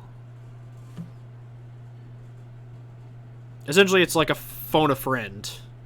Yep. Whereas Merrick's letter is more of like a cash in a fucking favor. It's the cutscene for Dragon Age, which is like, oh yeah, calling in all the contracts. Yeah, pretty much. So yeah, that concludes the Fey Court, as there are closing ceremonies and there is, cheering and celebration. You see portals open across this room that lead to various parts of the world. And you hear them announce, "Go forth, everyone! As these portals have been calibrated for your time, you are free to leave and embark. The only thing we ask is that those who have received thrones stay back and enjoy the congratulations of the courts." And you see his fantasy Alexander Hamilton kind of like settles back into his throne. As everyone begins to kind of like pour out from the hall, it is just now the 5 of you, Fantasy Alexander Hamilton, and Wynn. as the 6 archfey step down from their thrones and their entourage begins to kind of like flock in from the periphery. The one thing that you notice is a visible change is that in the Autumn Court, the Witch of the Woods and the Lord of the Fields are both missing.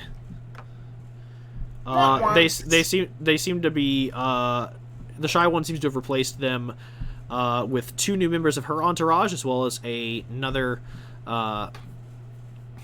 member that I'll say Rando you recognize, but in a good way. Okay. It was a previous member of the Autumn Court who had not held a seat for a while because the Witch of the Woods had taken it from them. But they have since been returned, apparently under the Shy One's orders. You see a tall, muscled figure in all black, like kind of with studded leather armor and a brilliant cape, holding a flaming pumpkin under their arm. You know this person as the Headless Horseman. As they approach you, and just like the body just goes. The pumpkin just goes, "Yeah, shut up. I'll talk for us. What's going on, Hunter? It's been a while. You seem to have kept your head." Sorry. Now- Pumpkin humor. Yeah. It's good to see you too, old friend. Honestly, I'll be honest, in Fey years, I don't even know how many it's been. Long enough to call me old. That's fair enough. That's fair enough. The people you travel with now are, well, it's a welcome change. Yeah, you're used to seeing me solo, huh? Used to seeing you solo. I'm used to seeing you ride alone. It's good to see you with a posse. And she goes, Yeah. but where are my manners? And you watch as the headless body extends a hand to shake in the wrong direction. To Merrick, like it basically it walks over to Merrick and then extends a hand to Gallus. Hello. And it's just like, no, left. And it's like, left! And it just kind of gestures to Yuza. No, my left, you idiot! And it gestures back over to Merrick. Okay. Tala just slowly reaches out and turns them. And it's just, the hand's pointed at Wynn now. No. And it's like, no, oh god, this is terrible. I kind of want to make him shake his own hand now. With one hand it's with one arm it's holding the pumpkin, and with the other hand it's like extended to shake. Can Tala just slide Rando into handshake range? Well, not trying to shake my hand though. Trying to Trying to shake Merrick. Yeah. Oh, so Merrick. Oh, sorry. he finally gets the body to rotate around and shake Merrick's hand. Merrick sort of tries to meet him halfway, but his hand was kind of like traveling elsewhere. Yeah. She goes, pleasure to meet you. They call me the Headless Horseman, but you could just call me Head or Man. I also go by Jack. Can I call you Les? No, that is demeaning and diminutive. We do not appreciate that. That is very sizist. It's good to meet you. Looks Headless. very confused. You can call me the Wolfman. He just kind of chuckles at that. He goes, the Wolfman, that's a good one. More lycanthropes should have your sense of humor. They sadly don't. It's very unfortunate. Well, I've been told I have a dog sense of humor. Oh my Well, god, one just keeps dropping. so do they, but not in a good way.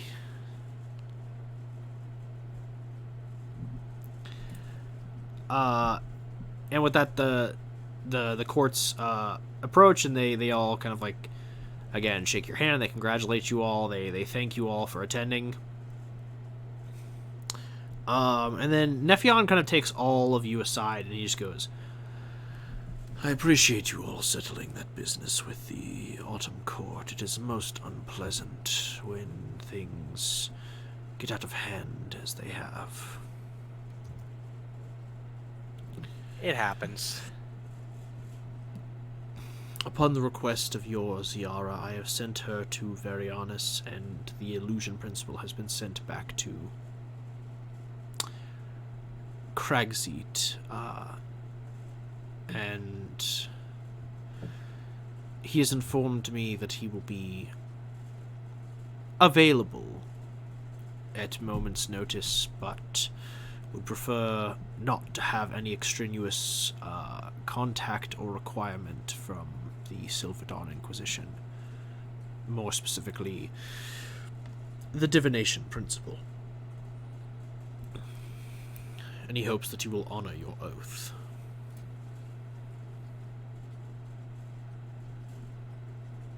So long as he tells me when there's the me, Vex is trying to find the words. The package his family Gotcha. are supposed to arrive. I could care less about talking to him ever again. Communication shall be handled by us. We shall ensure that things flow smoothly. Good to hear. And he looks at you all and he goes, Thank you, my lord. "My pleasure." Now, I do believe there are a few things that need to be handled, but for the most part, I think we are all set. Thank you. Appreciate. He Out of bow- character, have we discussed about taking Wind back with us? No one's Assume- discussed that. I just sort of assumed that we are. Yeah. I don't see why we wouldn't. He was Shadowwind. Does he want to come back? That is a good question. I mean, I have Yeah, not I had feel the like that's the chance. question Rando should have asked by now. You know what? We were kind of busy. We were dealing with a political assassination and You went extradition the of extra people. step to bring your uncle back to life and didn't bother asking if he wanted to stay or go home. Why would he want to be a slave for all eternity? He says he's a slave. I mean, when he was shadowing, he was. Yeah. Hey, Win, you want to come back to the material plane with us? I would like that a lot. I think Cool. there's a lot more that I need to do. Does Tala know who he is? It was probably covered very, very briefly, so there's probably not full explanation of what's happened. I remember Rando ran into you and me when, and he explained that Shadowin, he freed Shadowin. So, you know, like of the existence, but this might be like the I for got some of you actually seeing him, like seeing his face. Well, no, like, yeah, because he'd showed y'all Shadowwind before at the keep, but this is the first time you all actually see the man behind the... I know, but Gotcha. yeah, that's what I meant. The man behind the Fail. Fae. Man She behind just- the shadow. She just leans into Rando. So, is he my uncle too? Or I don't know. My mom's side. oh, If you want, he can be your uncle, but. Birthdays. confusing. I don't think he has the money for that. Or money at all. Money for money for what now? Oh, sorry, I heard birthday. I just Yeah, that kinda- was me. I'm sorry. That was I right. ran with it. We are gonna have to leave him like a small something to get his ass off the ground. Small my ass. I mean, he Merrick could has the move in. Inquisition. I'm paying for this man's house. I mean, he could move to the Autumn Glade and, live with Ari and all those books for him to gain some knowledge on. That's what's happened the last 1,000 years. He wasn't that old. Yeah, He's only been gone for like 100. I don't know, man. I just know he's an elf. he's only been gone for a few years, 50 at most. Wait, he was around when Randa was born? Yeah, he was around for a while, but not like around Rando. Like he was around. That But motherfucker. I think Had a life. I think the Birthdays. timeline. I think wasn't the timeline walker that he died like right before they found out Rando was even a thing. oh, okay, so never mind. 60 years. Okay. Yeah, like he like if I recall correctly, He like, died about a year before you were born. Yeah, like, Okay, so he died 63 your mom years was ago. pregnant before everything went down. Yeah, but Good he times. died mid pregnancy. So yeah, we'll say 60 died. years before you. Yeah. Anyway, skipping over that, moving on. He died in mid. To the material plane, lads. And Walker, just making sure I'm not having to do this. There's already a portal. Yeah, there's already a portal. Yeah. Okay. Just making sure if I have to walk off the spell slot. So y'all are heading back. We're getting endgamed. Well, let's see if Win wants to join us first. I mean, your uncle, you ask him. I thought we just Well, we could offer him a job too. Uncle Walking Win, over it. have you heard about the wondrous things that the Silver Dawn Inquisition are doing? He's probably like, the what? The- Oh, right, he's that like, thing. he's like, I mean, I'm familiar with Merrick. That yeah. was me joking out of character. Sorry. Oh, okay. Have Need you heard a of our Lord and Savior? or any hit or job or anything, I'll be more than happy to give you the hookup. Yeah, I wouldn't mind employment, and so long as I can keep around Rando and work with Tala as well, I'd appreciate that. Sure thing. As soon as we get back to the keep, we'll sort things out. All right. He knows my name. So y'all heading back? I'm gonna wave back to the Fae that want me around, and just wave at him goodbye. A couple different Fae wave back. Yeah. Gallus also turns out, I will miss all of you. I know all the time we shared. It's very There's this dragon Gallus. Look, you were here for 200 years. Come on, let's go. Yeah. Gallus realizes, oh fuck it, I want to get out of here. Usually just says on the usually just says on the way out. Yeah, relax. You probably won't remember them anyway. Let's hope. All right, I need to edit something real quick. We get back to Okay. the keep. The keep's gone. What keep? No, I have to edit the favors that Rando owes and is owed because I forgot that you cashed in the favor to the shy one. Yep. Yeah, so I'll go ahead and jump y'all over to Dawnbreak, and we're gonna take a brief intermission because I have to use the bathroom. And if anyone else wants to use the Okay. bathroom, they are welcome to. Yeet. I'm gonna go put my dog to bed. I'll help. Go put her to bed. All right, I will drag everybody onto the map, and I will delete this page, and then we will take our intermission. We will be right back in I don't know, like 3 minutes.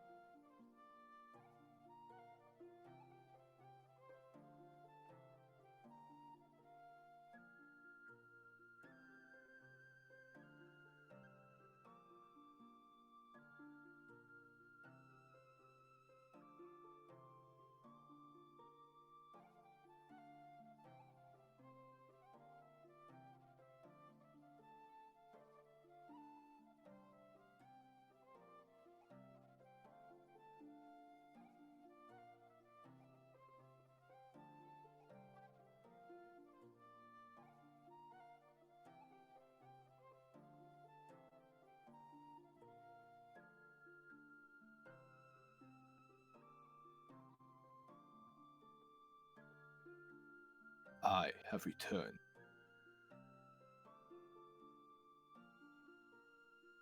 Blood Hunter America.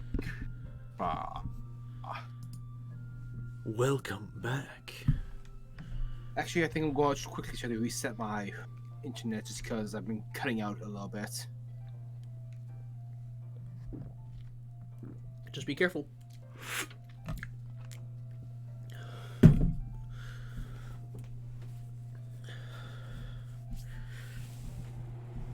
You guys want to hear something stupid that I did?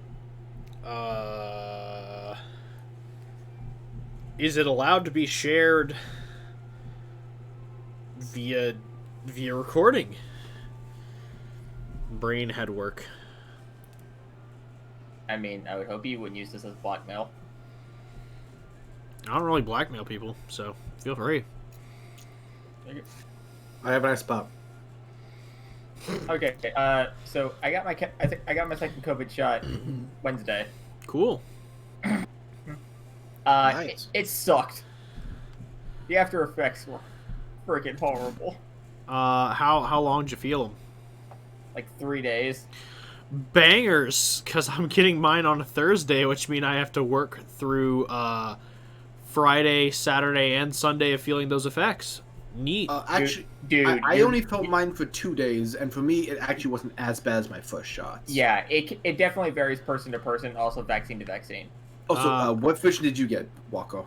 Pfizer, and I got the first dose, and the day that I got it, like, I was fine until later in the evening, where I literally, like, my mom's like, I'm gonna prepare dinner at like 5 o'clock, like 5:30, like 6 o'clock, and I passed out on the couch for 3 fucking hours. Wow. Wow. I'll say. And then the next when day, got I was Pfizer, just like drained, but like I Yeah. wasn't like sleepy. Like ugh. I was just like, All the first one did was give me a sore arm for that day.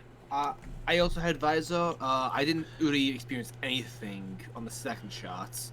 It was mostly the first shot, so. okay, I so think You're a younger man than me! on my That's second, awesome. then I'm probably gonna be just like really, really sleepy and tired and just. Bleh. Yeah, Walker, trust me, if it's as bad as what I experienced, you're not going to be in any condition to work. I mean, I'll still have to. I can't get anybody to cover my shift. No, like you will be physically unable to if you're as bad as I am. We'll see. It will be lawsuit worthy if they make you work that. I am. Well, I mean, here's the thing: is like they're understanding, and my work is very accommodating. However, there is still the nature of just like who can work, because basically, like Friday, the only person who can cover me, like they could, but there's like basically an 80 to 90% chance that they just won't cover my shift. So I'd probably still have to work. Now, granted, I could easily just talk to my boss and be like, hey, can I swap shifts with the person who opens on Friday and just leave early? And he might be accommodating to me. Saturday, there's no one who can cover me. Like, I'd have to work. Like, there's just no way. It would be too short-staffed. Someone Someone would that have, might just last 2 days. yeah, someone would have to pull a double for me. And then Sunday I might be able to skip out if the other person can cover my Sunday, but that's just like, that's real iffy. Yeah, well, I'm just saying, I really doubt you'll be as bad as I was, because I seem to have been worse than even the stories I've heard. I haven't heard tales of anyone throwing up as much as I did. My parents both had it pretty bad, but my dad still went to work. But my dad is... What's the best way I can phrase this? Inhuman? Yeah. My dad's a Marvel character. He is a machine. Got it. Why you told it, yeah. Yeah. He Oh, jumped off okay. a train once because he thought he was on the wrong train. What? He wasn't. Oh, that guy in the recording, damn it. Yeah. Love you, Dad. My grandfather was worse. He got 2 heart attacks, and he was like, that's a heart attack. Better drive myself to the hospital. Don't you want to call an ambulance? No. I don't want to bother anyone. What for? I can drive. I don't want to inconvenience the lads. Oh, dude, I know that feeling. Why would Oh. I need an ambulance? I have another arm to drive. Dude. One of my manager's stories are great because they typically start off bad and they just go worse until they end up with a decently happy ending. Like, one of his literally starts with, so this one time I literally coded and had to be resuscitated in an ambulance. And then it ended with, and then I went into work that day. That's great. That's not Yeah, even the like, stupid thing I did. The stupid thing I did. that's not even false Uh, information. Like, he actually died and was brought back and then went to work that day. Damn, man. He's a fucking champion. I love that guy. Yeah. After I finally gotten over all of the after effects, I was just sitting here at my desk working. You know how when you sit for a while, your leg just wants to twitch, Mm-hmm. just to move even slightly, Mm-hmm. just for a second. My leg decided it wanted to move, and it wanted to move a significant amount. So it kicked up, and you know that area right below your kneecap, in front of, like closer to your shin, Mm-hmm. Yeah. that little soft area. Yep. Banged that against the side of my desk. Pain built rapidly over the next 4 seconds until I leaned down, grabbed it, everything went dizzy, woke up 10 minutes later on the floor. Okay. I apparently caused myself enough pain to knock myself out. Jesus. I'm sorry. I only could think of one thing from that. Lying on the floor. Where were you? Where were you? I'm lucky I moved my switch out of the way. Anyway, is everyone back? Is everyone ready? I am. Yeah, I'm ready. I forgot that I was muted. Yes, I am. All right. So you all appear back at the Silver Dawn, at the Dawnbreak Keep, headquarters of the Silver Dawn Inquisition, specifically in the courtyard next to Castle Gilder, a little north of the obelisk. As a troop of soldiers basically just stands ready as a portal to the Feywild opened randomly in their headquarters.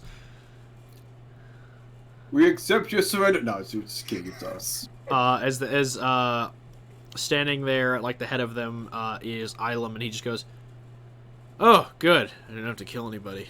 That's great." How long were we gone? Like 4 days. Not bad. You wanted me to say If they, five. You wanted me to say like 5 years, didn't you? No. Of course Not not. Why would particularly, I? no. That'd Oh. be terrifying. Build in People would 200. have fight. That's such a terrible joke. Why would anyone say that? I don't know. I don't know your sense of humor. I just met you, for the most part.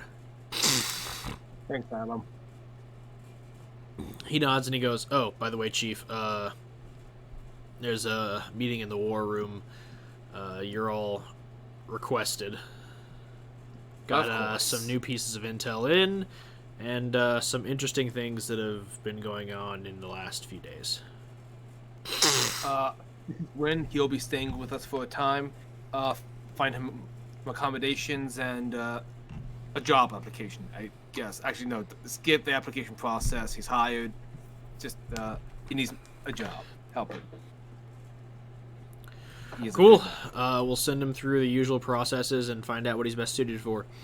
In the meantime, war room? War What? yes. Gentlemen, you can't fight in here. This is the war room. All of us were thinking it, but I'm glad someone else said it instead of me. I won't lie, I was looking at the GIF.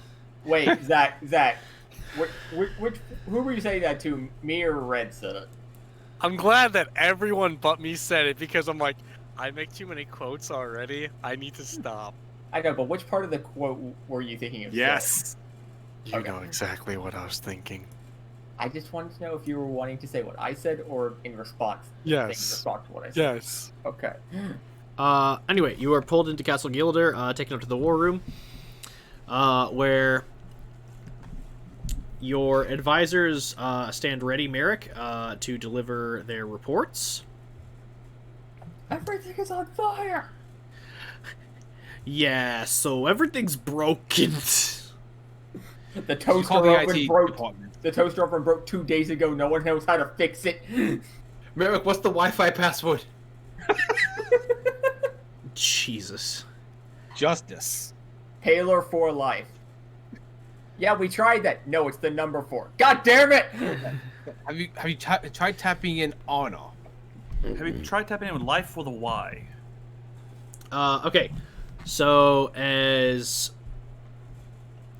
your people stand ready, your Arcanist Thulnagan approaches and he just goes, "Ah, yes, Sir Merrick, it is good to see you back. I am very that you have returned." I forgot about this guy. I actually freaked out. I'm like, what the fuck? You all see Merrick like visibly like twitch every time he does like. Good to see you here again, Thulnagan. I'm so glad I was muted. I want a soundbite of just that read right there. I want that as my fucking ringtone. I mean, you're free to clip it once I post the video. Oh my god. Go ahead, phone users. Yeah, seriously. As he goes, we have received some new intelligence that is very and a little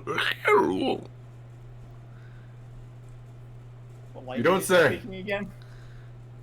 The I mean, it was mind very flayer. clear. I mean, he's a mind flayer, so like when he does the he's speaking deep speech, so like y'all get the images in your head of what he's trying to refer to, but it's not always clear depending on how lost in translation what he's trying to say is. So you say that so basically the images that you see that kind of relate to his first point is that like, you know, like smiling, sunshine, like good things, so like you assume that like he's saying that most of the intel is, you know, like pretty good, but there's some things that are, and the images kind of flash like terrible, horrible atrocities, so you assume bad. Gotcha. And he goes, so for my report, I have good news, and I have news. Let's start with the good news. The good news is that I have discovered a new arcane anomaly that shall forward the research of for generations. Wonderful! What is this anomaly? Yes, so, the Boneyard, I believe it is called? Yes, it and various other areas across the plane escape in a set period of coordinates. Oh no. Are currently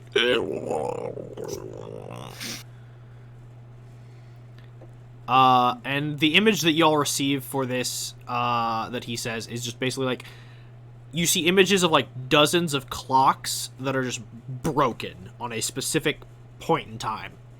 Oh. I hope that's not when we killed something. What The time is frozen it? time? And he goes, yes, that word, the I believe Frozen. well, not frozen.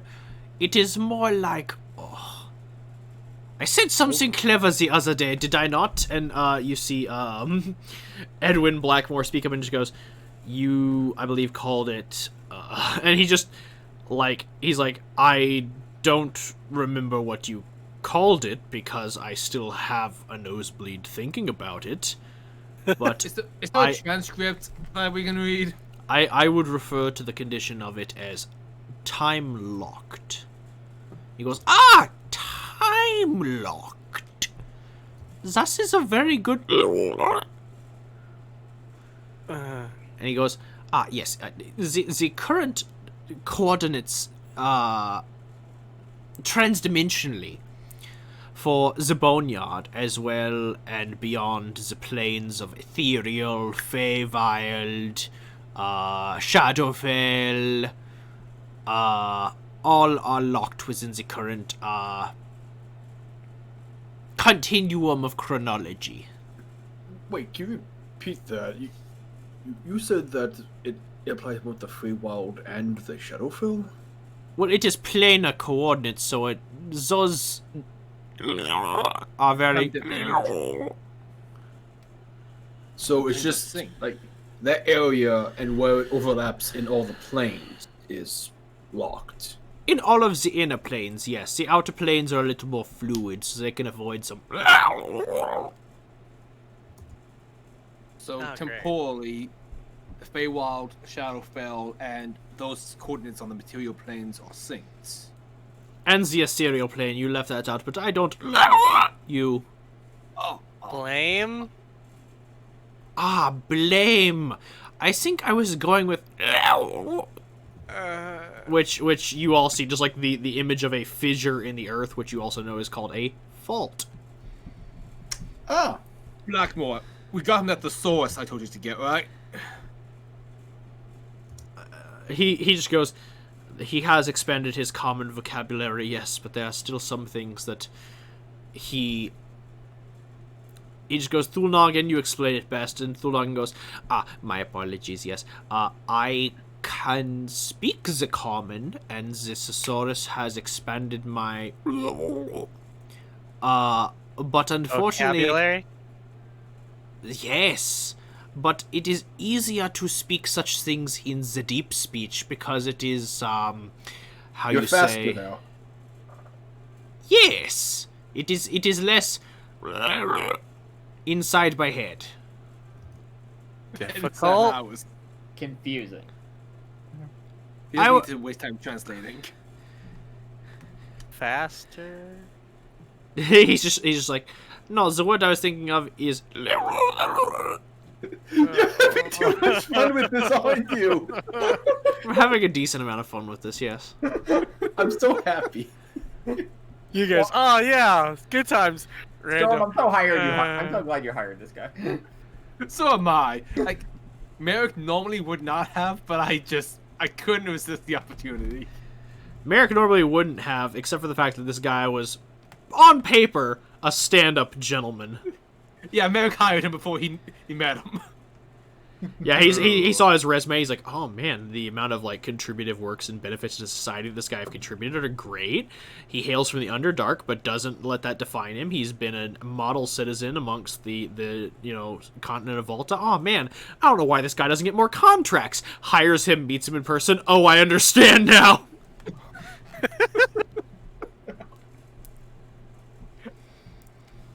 But yeah, so he just goes, yes, so these coordinates are temporally locked. So basically, for the sake of purposes, outside of these realms, every time flows as normally, but inside these specific coordinates, everything is locked There we go. in time. So the same sequence of events repeat and repeat and repeat and repeat. Oh. So we need to finish everything within 24 hours? It's Groundhog's Day now. The subject of chronology has been a little...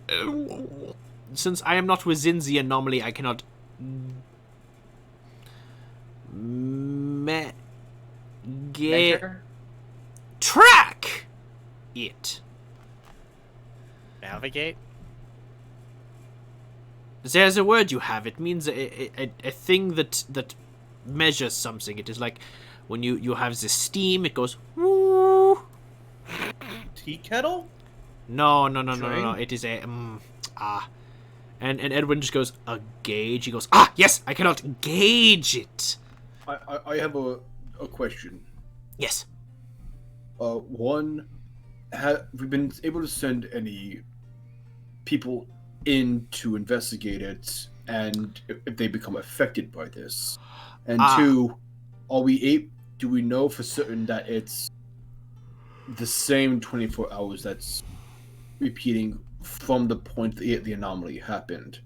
Or Again, is it A Again, different 24 hours. I do not have knowledge of whether it is 24 hours, 32 hours. Like, the time of which that keep repeating is not known to us. Because it seems to have a variable constant. There is no rhyme or reason to when it repeats. Sometimes it will be 8 hours, 30 minutes, 2 hours, 30 minutes, 45 minutes, 72 hours. It fluctuates, you see? Yeah. But it always resets to the same point.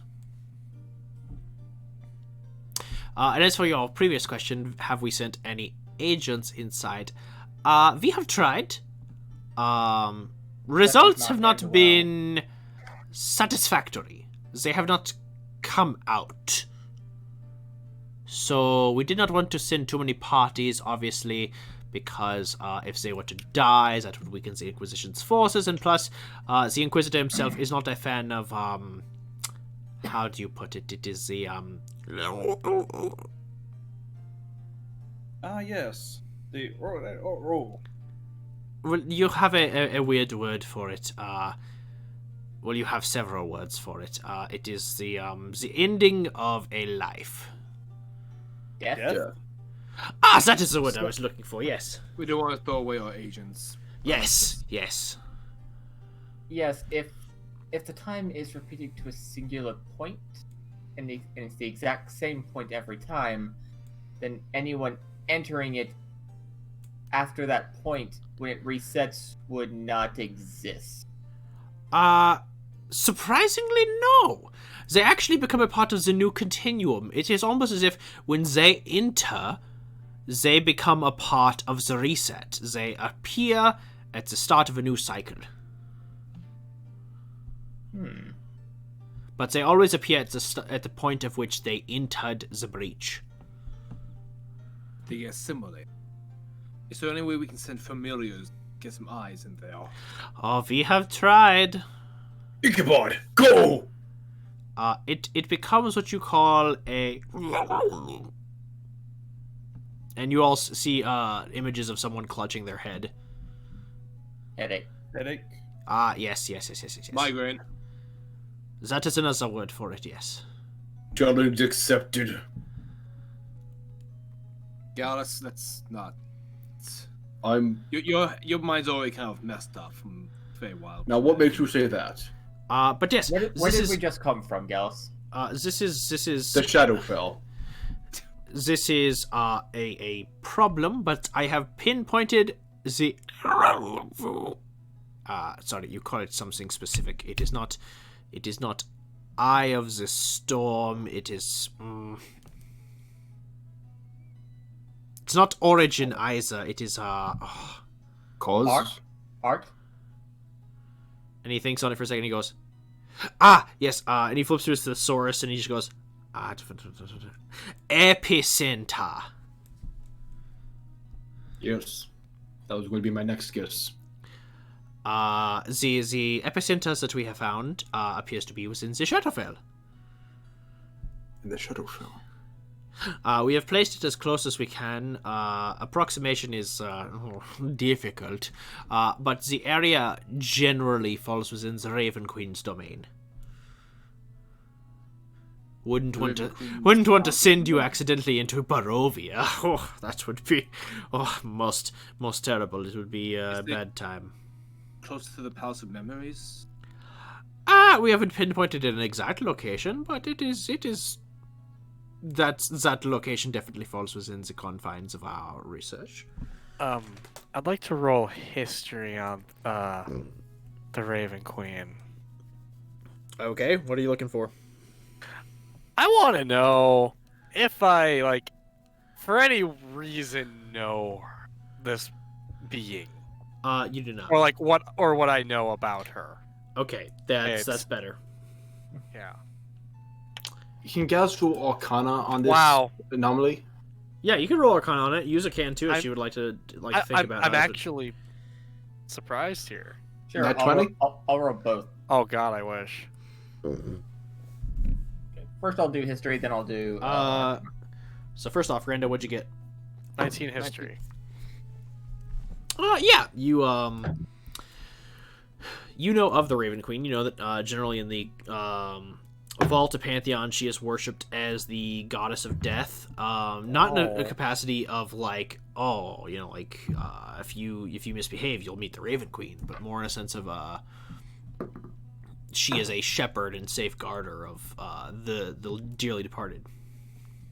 Ooh, we might not get along. And Vex, for your history, that was also to research the Raven Queen. Yeah, yeah. You have a more in-depth look. She is. That was a natural 20 on that one. The other one's a Nice. 7. You She- have a plus 10?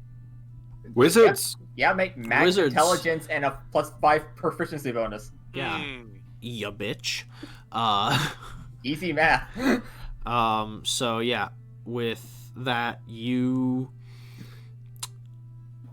know that the Raven Queen is primarily worshipped among the continents of Varianus and Volta, as well as some small pockets in Darius, as the god of death. As I was departing to Rando, not necessarily in the capacity of like a goddess of grim death or a deliverer of death, more as a shepherd or safeguarder of the souls long departed. But more than that, she has her own demi-plane within the Shadowfell and has a legion of worshippers known as the Shatter Kai, who are elves that have entered a pact bound within the gloom to serve the Matron of Ravens until their dying breath. They are very proficient warriors. And more than that, they are excellent navigators of the Shadowfell itself, including its various demi-planes and realms that surround the Raven Queen's central plane of existence. Which made a demi-plane with another demi-planes. No, she has made a demi-plane within the Shadowfell, but there are many other demi-planes that kind of like brush borders. Like the Shadowfell itself is a large space, but within it there are many smaller planes of existence that are deep and powerful. Such as, like one of which is Barovia, but there are other No, pocket. pockets. Specifically, again, I haven't gotten the Ravenloft book, so I don't have the full access to like Shadowfell lore that I would like, but there are many other smaller pocket planes, or at least regions within the Shadowfell that are domained by various overlords. Some of which are full demi-planes, like Barovia and Strahd's Castle, but others are more like countries within the Shadowfell, or regions that are despotic depending on who is ruling over them, or bountiful as far as Shadowfell standards can go. Okay.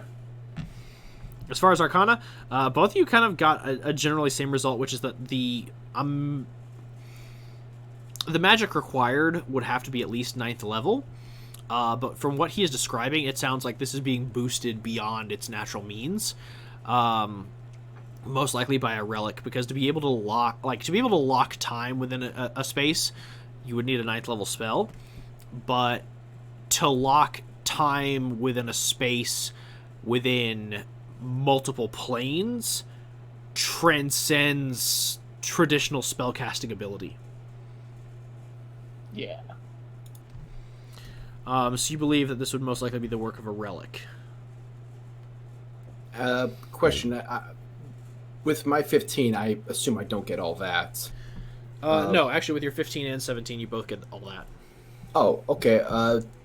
I'm able to come to my own conclusions on the period of time being looped. If it goes back a extended period of time, or if it's just more recent time. You just realize that there is a singular point that is locked on. Okay. And everything past that still exists within the loop, but it consistently resets to the singular point of beginning whenever some certain event occurs. Okay. Now, because the key point seems to be within the Shadowfell, you are not sure what the origin event is and what consistently starts the loop.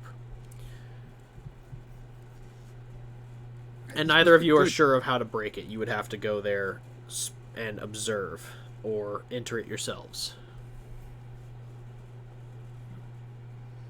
My first guess is the activation of the fucking time stop, if it's intentional. Yeah.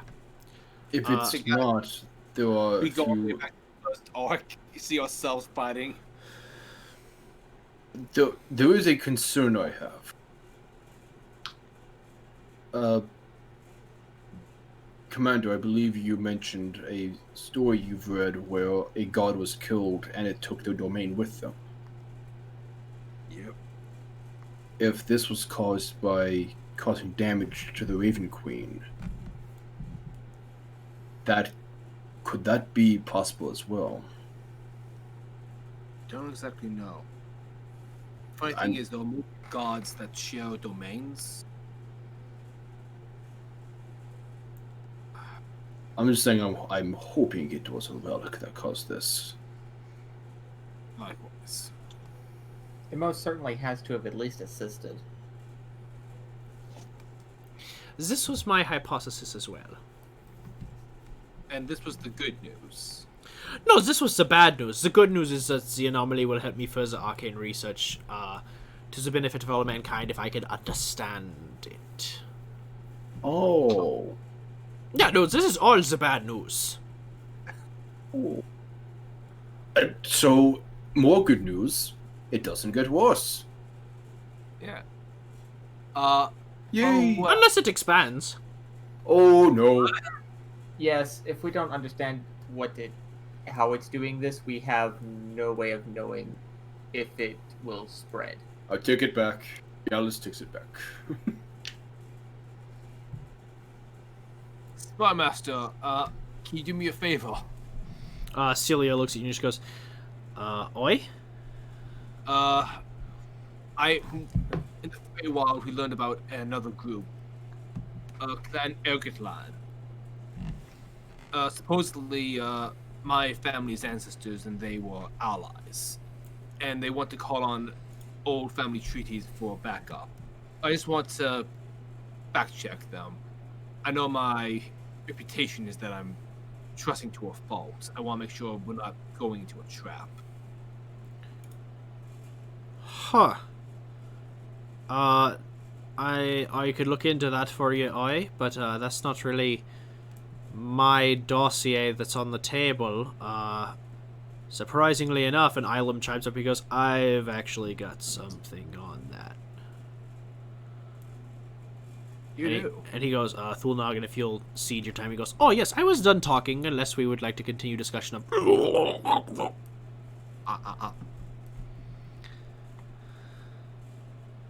No one? Okay, I cede my time. And Ilum just goes, yeah, so I received a summons. And he passes out an official-looking scroll that seems to have a rip in it. Kind of like obscuring some of the text. He goes, the general message is that the Inquisition's forces have been requested formally to assist in a landfall dispute amidst the warring clans of Kynegal. The request officially comes from, let's see here.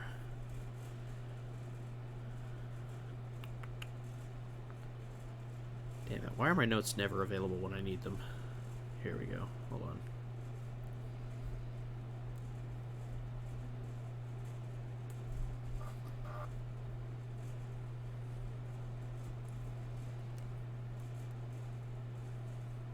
Is it Club Rock? No. Here we go.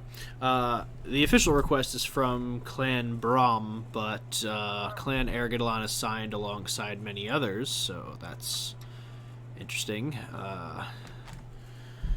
He just kind of like sighs for a second. And he just goes, "I'm familiar with the clans of Kynegal. Worked for a lot of them back in the day,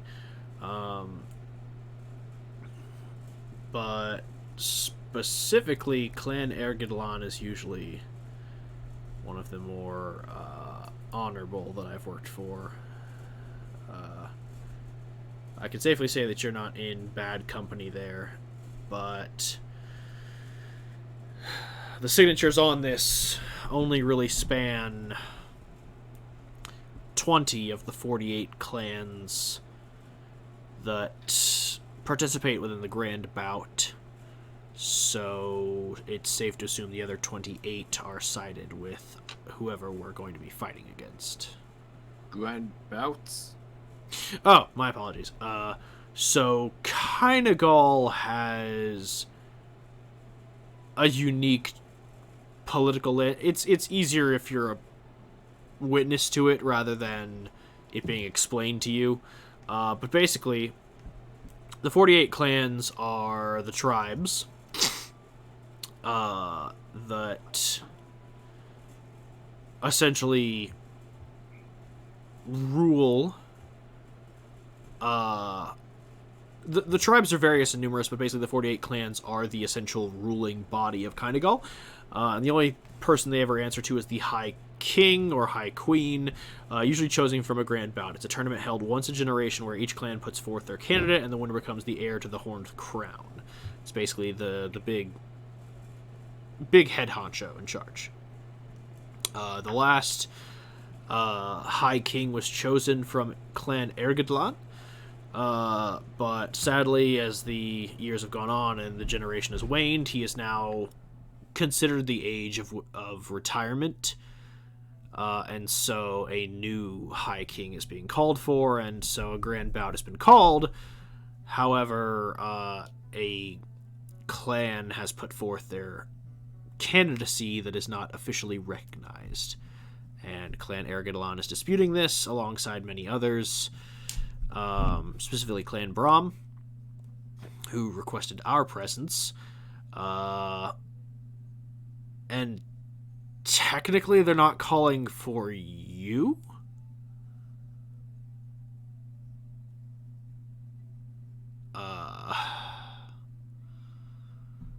What? He just goes, oh god. Technically they're calling just for the Inquisition's armies, just because they heard that me and Cullen were leading them. So they're specifically requesting me and Cullen.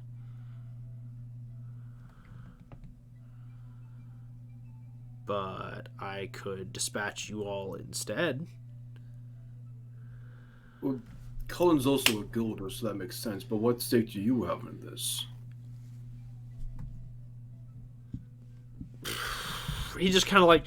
He seems to be having trouble, like... He just goes... Okay, I don't really like talking about me, but, like, before all the immortality business, I kinda called Kynagal home. And I'm Fucking kidding. basically a fucking living legend over there. So you're related to one of the clans. Yes and no. I am technically speaking disowned. But my word still carries weight. Oh. Because anyone who gets the approval of the Life Drinker is considered, I believe the closest translation for it would be, blood anointed.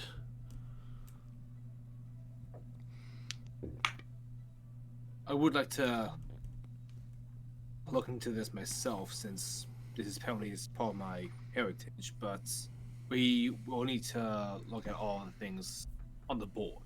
Well, Let's... at the very least, we can send you and Colin as a scouting party ahead of us if we see something else that's more pressing. Sure thing. Is there any time sensitivity to this matter? I mean, there's a time sensitivity to everything on the board, but it's not like you can't. It's not like you can't complete everything, assuming you can wrap these things up quickly. Fair. Let's split the party. Yeah, let's do that. That's a great idea.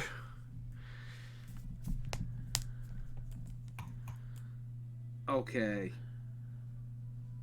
I got it. We'll all divide and conquer and take a team of like 4 other Inquisition agents with us on these various other locales. Does anyone else have any classes they want to try out? I'm okay with this plan. I'm excited to be a part of it.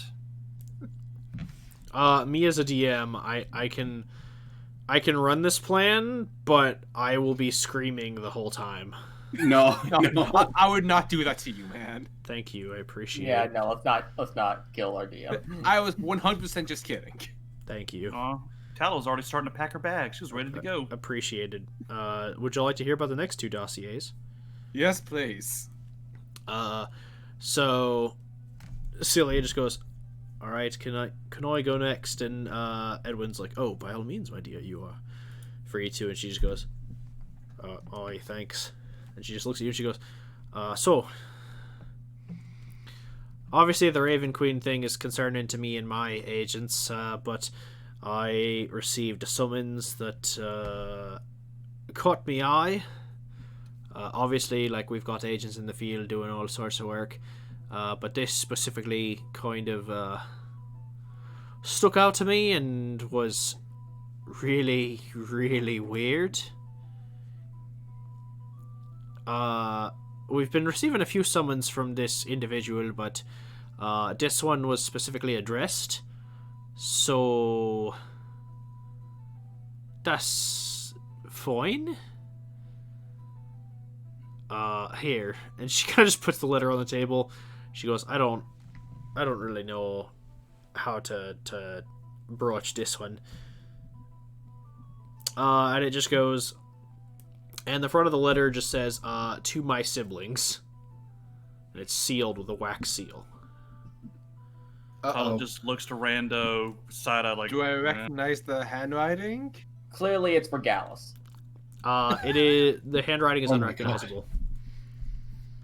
But it is I'm just very, gonna go home. it is very classy. Oh, well, in that It case, has to be. Milk throws it over his shoulder towards Rando. Yep. Oh, sure. Yeah, okay. No, that could be for me. We do not know. If I die, I blame you. I can open it. How about I open it because I have armor? What is armor gonna do if it blows up? I'm just gonna open it. She'll eat it again.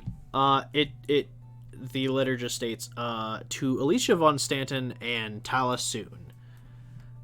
Hi there. My name is Corian Milanis, the Pirate Queen. I am formally requesting your audience at the summoning of the Brethren Court of Pirates. I am hoping to seek the Silver Dawn Inquisition's assistance in a matter most pressing, as the Pirate Court is currently divided on what to do about the nature of specific Kragzeet naval forces pressing in on our territory, as well as a coordinated effort from the islands of Elloran that is forcing our operations to take a beat and seek other means of enrichment. If you are available, I would like you all to attend, as one of the key aggressors, it seems, in the Kragzeet Naval Forces reorganization, as well as Elloran's naval tactics, is one Trepet Dosselin, which irks me. And that's just, like, in red ink. You can't tell if it's, like, actual ink or blood, but the word irks is big and red.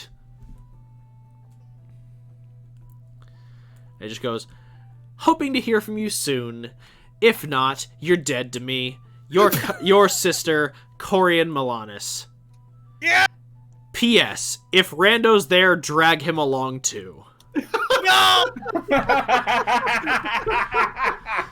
So Pirate's asking me, lawful good me, for help. Well, that just shows where this will go. Tala looks at the letter, looks back up. I get these letters all the time from people claiming to be siblings, asking for help. I've never answered one, and nothing's happened yet. Wait. You've been getting these letters for years. About 3, I guess.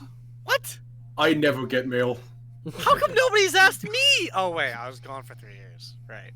I'm kidding. I'm kidding. This is Oh God, I hope those weren't real. To be fair, back when I was still a recruit for the Blood Hunters, I got this letter from a cousin, someone claiming to be a cousin, Derek Gilder, saying that I had an inheritance waiting. I just need to send over like a couple thousand gold. Never heard back from him. I got one too. They're claiming to be my long lost cousin. I'm sorry, my long lost brother, a Vulcan prince who needed 1,000 gold. What's I his sent name? the gold, but Gino? never heard back from him. Wait. Oh my god. Kidding, obviously. God, I hope you are. Because if not, users just somewhere banging your head against a wall. Like making a joke about the Nigerian prince scheme. Oh. I know. Yeah. As I he's never- just like, That's 1,000 not that gold. trust Can you imagine the material components I could buy with that? Maybe it's not that goddamn gullible. Tala does not let on if she is being sincere or not. Inside check. Are you kidding? Guys, No. This needs to be known.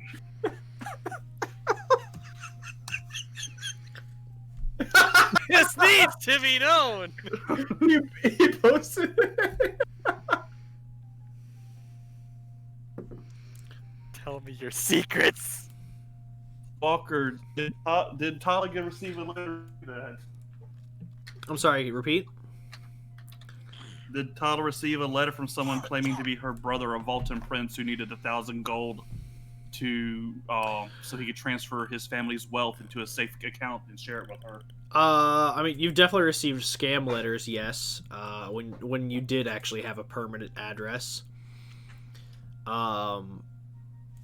But as far as like letters that you could affirm to be from an actual relative, no. And I also doubt that Tala would be foolish enough to fall for one of those scams. So.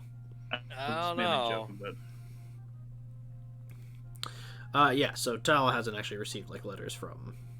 no, Legitimate like, relatives. she was joking with everybody about this. Gaz looks at the council. Do I have any mail? Edwin just looks at you and he just goes, "No." Dang it. So we have a naval force that is harrying the pirates and Trappets. Well, yes, we knew Trappet was in Cragseed. Yeah, they have issues He's- because Travis Yeah, is he's involved. going to lead an invasion against my wall. Right. No matter what we decide to do next, let's get Cutter working on a new ship. Also, 'Cause Walker, fucking pirate fights. Walker, is there any indication of when the pirate stuff is due? Yesterday. Celia states that the letter was sent a while ago, but the specific date on the summons she reveals as a attached like tag. You all have roughly 3 weeks before the Brethren Court convenes. So about a month. Safe to Okay, say. So we might be able to do one of the other missions before then. Hopefully Rando doesn't die. What I have currently in my notes is time shit in the Shadowfell, and Elgit land disputes, pirate navy issues. Yep. Anything else? Edwin puts forward his thing. Oh no, my long lost twin brother. He goes, so this... originally I didn't have anything to share at all, but, I received something? He's just kind of, like, confused on how to present this. He goes, And it is specifically for you, Head Inquisitor, as he pulls out a golden, like, and I mean, this, like, the actual envelope is made of gold. And it is, sealed with, like, this prismatic wax that seems to be almost like obsidian glass. Does Merrick recognize the gold? Like it's from the same cloth? It seems to be from the same cloth, yes. Merrick opens that. Out billows a letter that magically kind of floats in the air as the script burns off it, and you all hear a booming voice just go, Merrick Gilder and accomplices, the scribe formally invites you to the lighthouse. May you find this letter in fair passage, and may the token within lead you to your destination. I hope to see you soon in the astral sea. There is much we must discuss. As the letter burns up, and you watch as the letter folds in on itself until it forms a golden coin. On the front of which is a lighthouse, and on the back is a staff that is shining with a brilliant gem.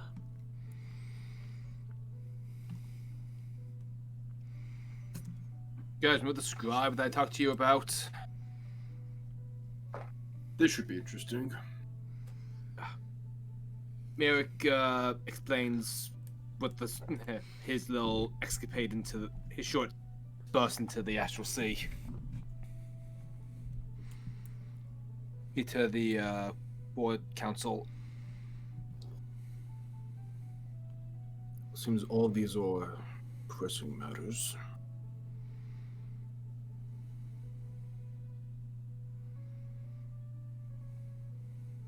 We have to decide what to hit first.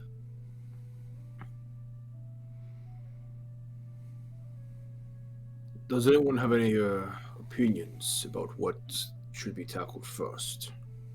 I think we should find what information we can to potentially organize them based on urgency, taking into account travel and such. This Let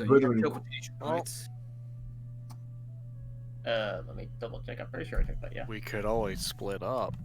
No, I don't think I took teleport because then I could just teleport it here. My 2. No, I do have teleport. Okay.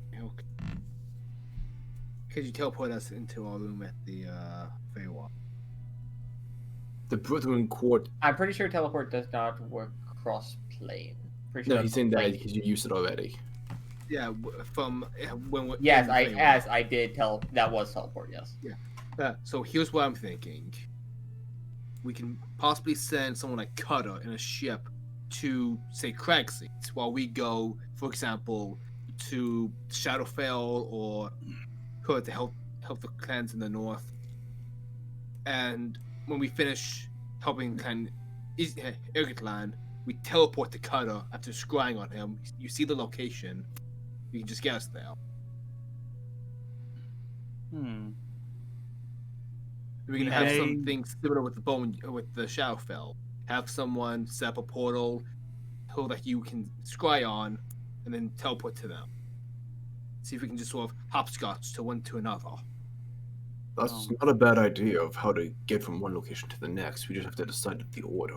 The Brethren Court we have some time on. Yeah, 3 weeks. That being said, we can also send Cullen and Ilam in the meantime to help with the land disputes. So we have scry targets on that.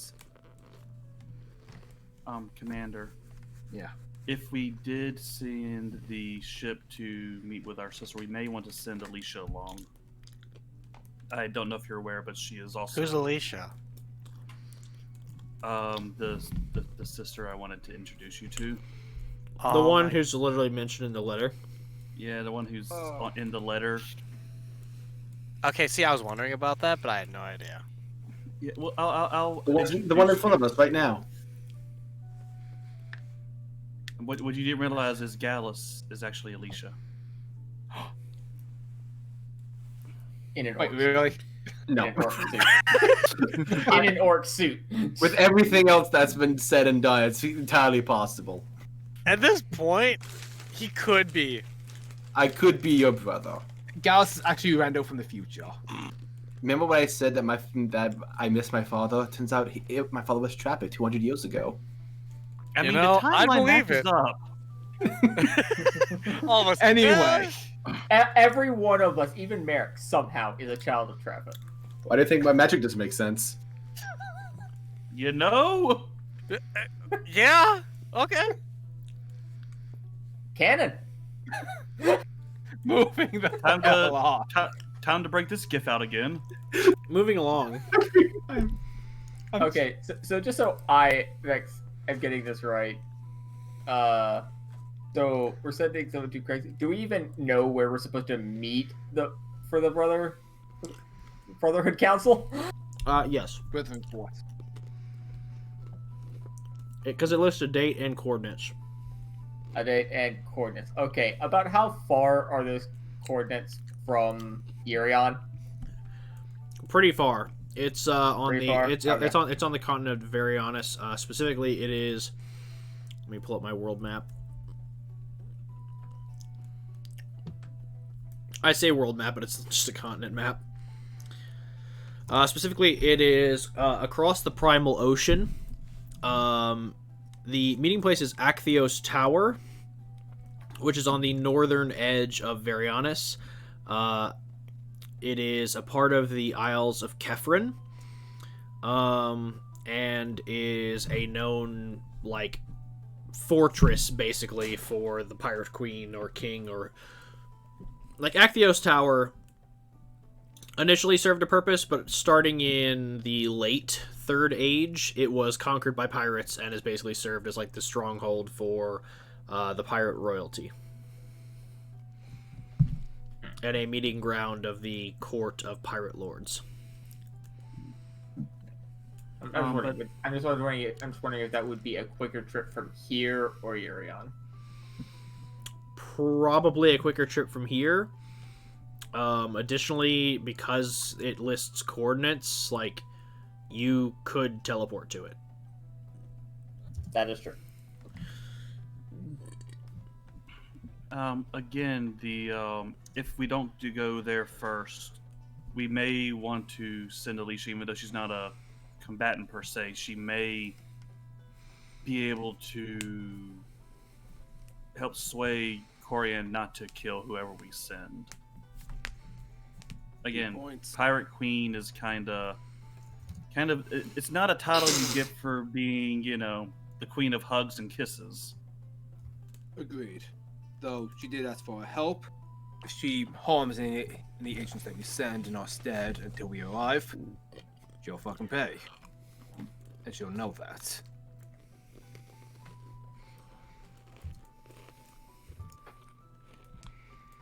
That being said, Merrick's just like staring at this gold coin, just like transfixed.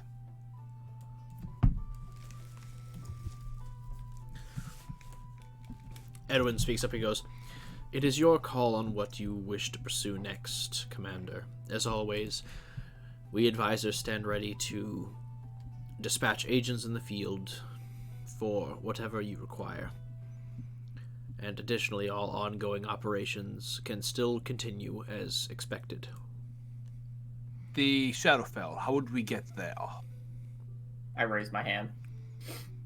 No, I mean, like, oh yeah, we have exact coordinates. Plane like, shift. You could, yeah. I forgot there was like a and you don't have coordinates exact of- coordinates. You have a rough area, which you Yeah. can still plane shift to, assuming you have someone close by that, again, user can scry on.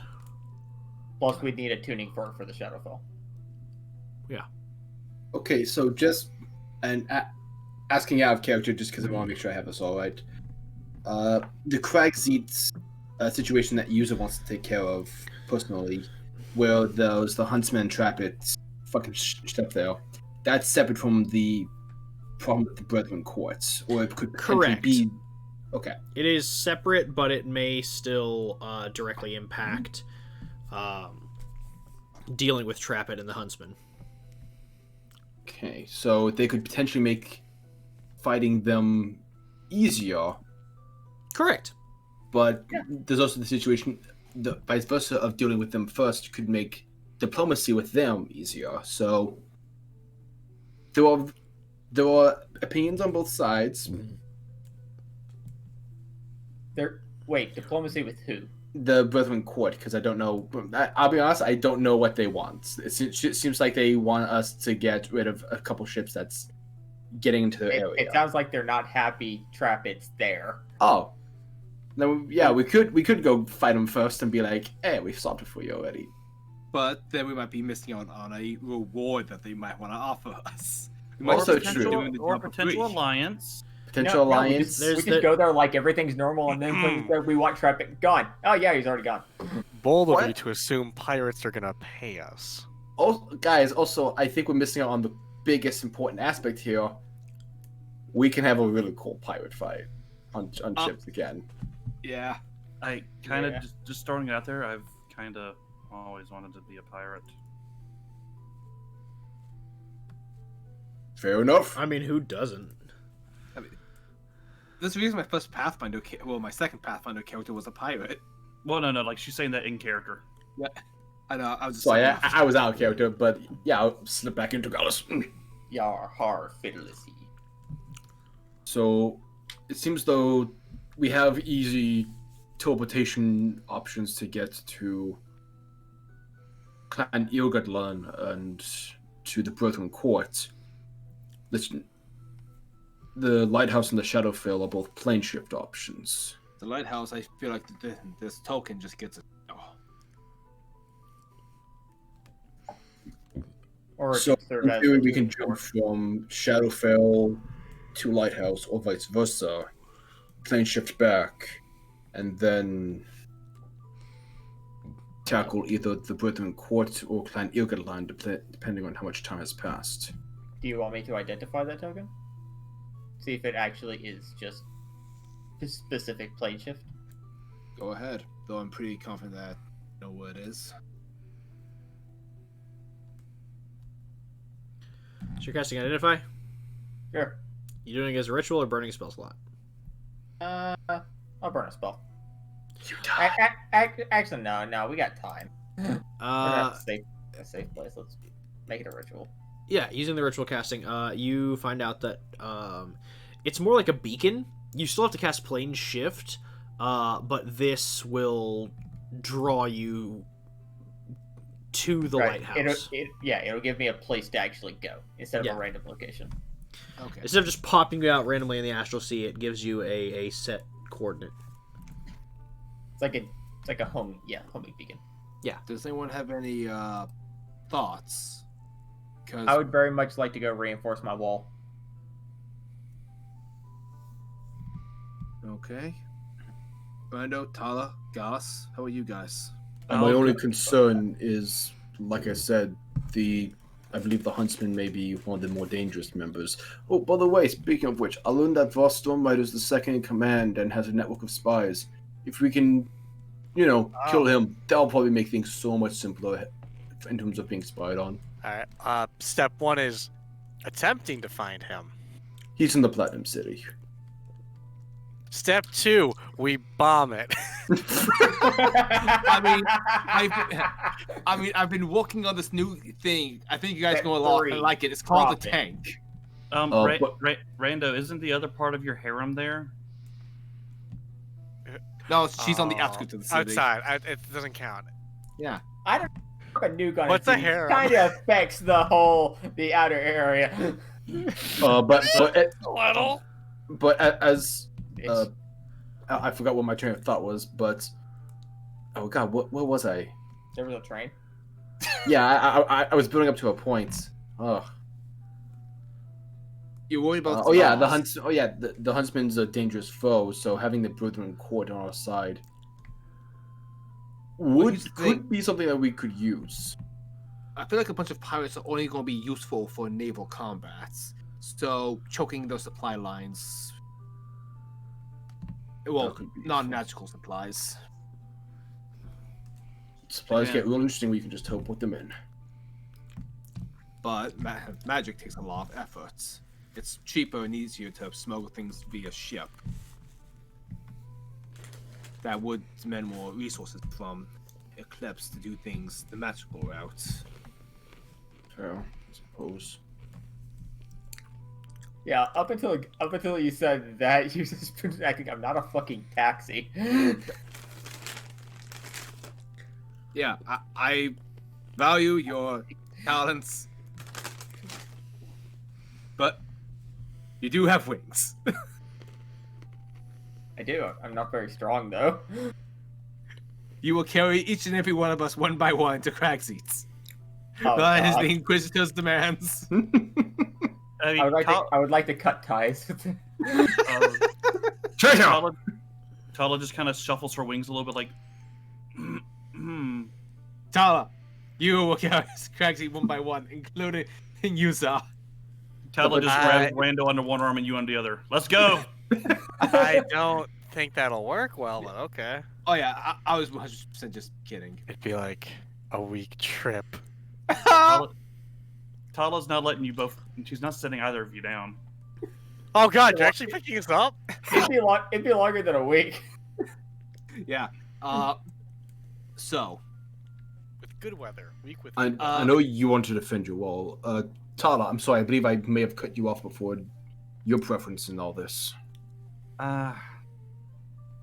While I do have a personal score to settle, I will defer to the commander's decision.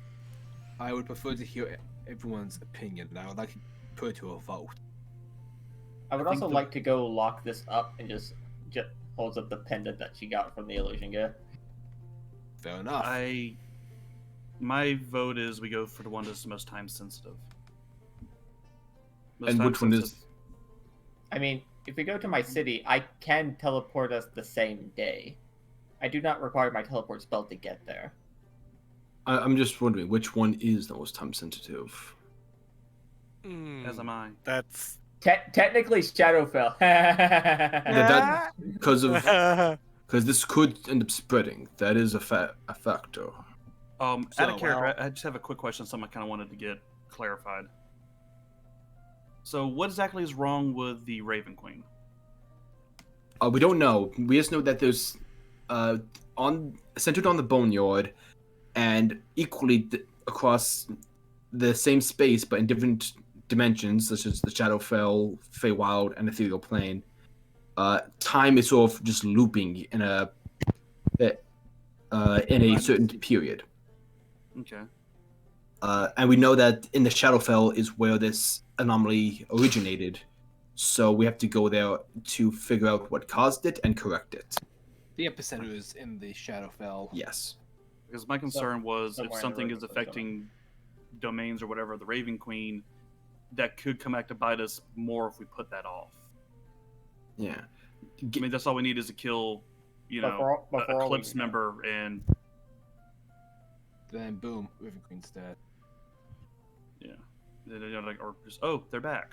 Because the current theory is it's a relic causing it, but they're equally disturbing nightmares about a god perishing and whole lands disappearing and effects such as this being had.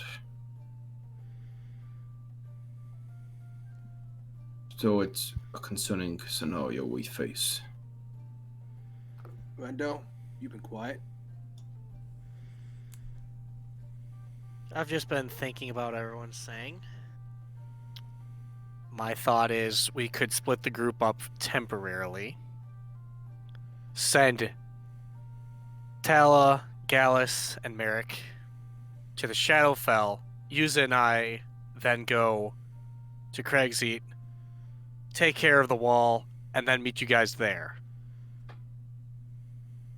I disagree. I was also. It would only requested take to us go to about a Craigseat. day. Depending on the adjustments that have to be made, upwards of 3 probably. So your wall wouldn't take much time to reinforce. Is what I I'm don't know. That's up to the clan chief, really. Okay. And Then- I don't exactly see this situation. I don't know the kind of force that's being brought against my door. Okay, here's my thoughts. We handle user's wall. Then we plane shift to the Shadowfell. From there, we handle either the Brethren Court issue, or the clan summons, either or. And last, we handled the lighthouse. So we're just ignoring the clans. I would. Or did I miss that? No. We handled either the pirates, or the clan, and either third or fourth in either order. But those two can be flipped depending on what we feel like we need. And then the fifth, pirate. I just realized something. Yeah. We're going to the Astral Sea, correct? That's The lighthouse, yes. Time does not move in the Astral Sea. Wait, for real? Arcana check, is that accurate? The fucking DM check. Give me a second. Yeah. I did a shit ton of research on this when I was planning for all day. Time doesn't exactly move. Like, you could be in the Astral Sea for literally 1,000 years and you will not die because it just doesn't. You just don't age. That's why Githyanki are so prevalent there. Mm-hmm. Fucking Levi Valgoska's still fucking flying around like an asshole. He is. Just because you don't age doesn't mean time doesn't pass. I know, but I'm saying that we could potentially use that in a way similar to how it was used in the Feywild.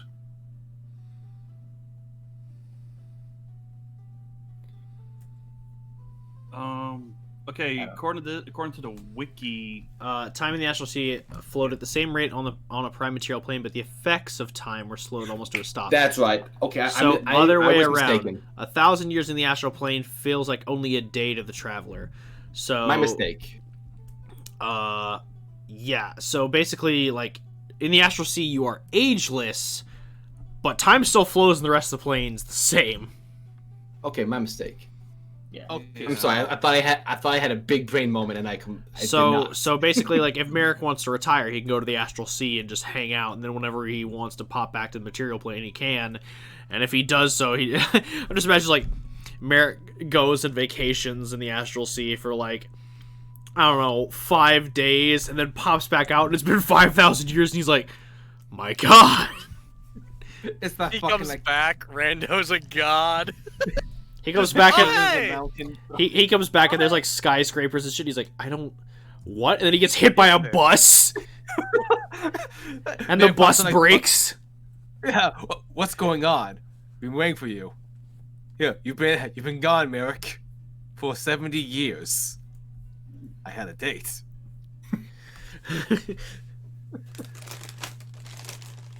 If I had known that, I really would have constructed Gallus' backstory differently.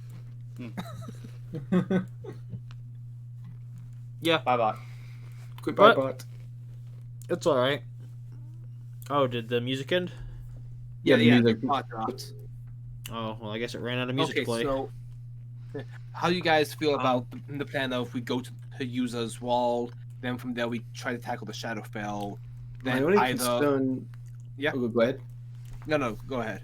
My only concern is, we're in the territory of the Huntsman and Rando and Oh, Trappets. God, again. There we go.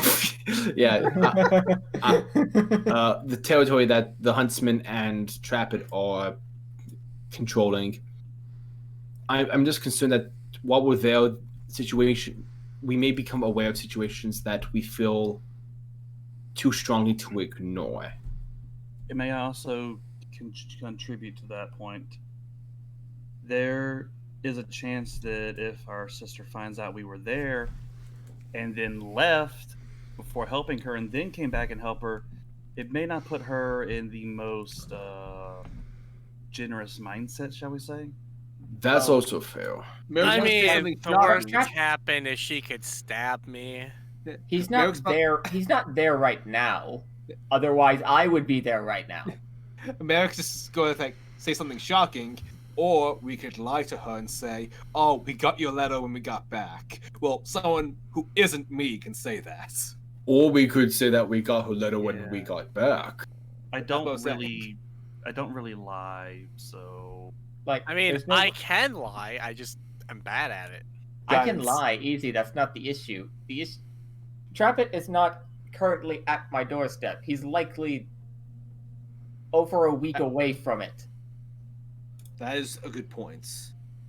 If he was at my doorstep, I would be getting a message from the clan lord to come back and help destroy him. Oh wait, I think I may have been misunderstanding something.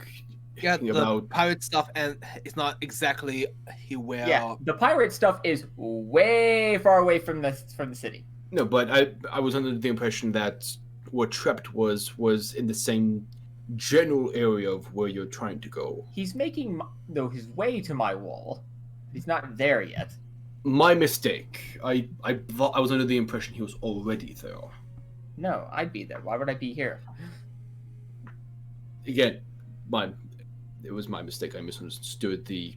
I don't know the geography of your country. That being said, does anyone have any qualms with popping over to use this wall, supposedly quickly reinforcing it, then tackling the other issues like the Shadowfell, and then coming back to this plane to handle the pirates, Clan Erketlan, and the lighthouse? Who's last? From what you've said of the lighthouse, it may actually be he might know something about this Shadowfell thing. I was about to suggest that as well. That is a good point. What's the time constraints looking like for the 48 clans? Because perhaps Rando's plan may be the best. We send some with Yuza to repair the wall. I will be honest. James Blackhand is involved in Clan Irgatlan. We know the Huntsman is on his way to Brexit with Mr. Dosselin. I am not comfortable splitting what we have among us to whatever they bear. I know personally that James Blackhand is one of the strongest fighters Eclipse has, and James Blackhand has the hand-ups of Devomia. And I gesture to Rando and Merrick, you have both seen firsthand how strong that made Avok. It made him paranoid too. That is good information to have. That's all we need, a Eclipse agent who is as strong as one of your team's former best fighters and is now exceptionally paranoid. Actually, we can use that.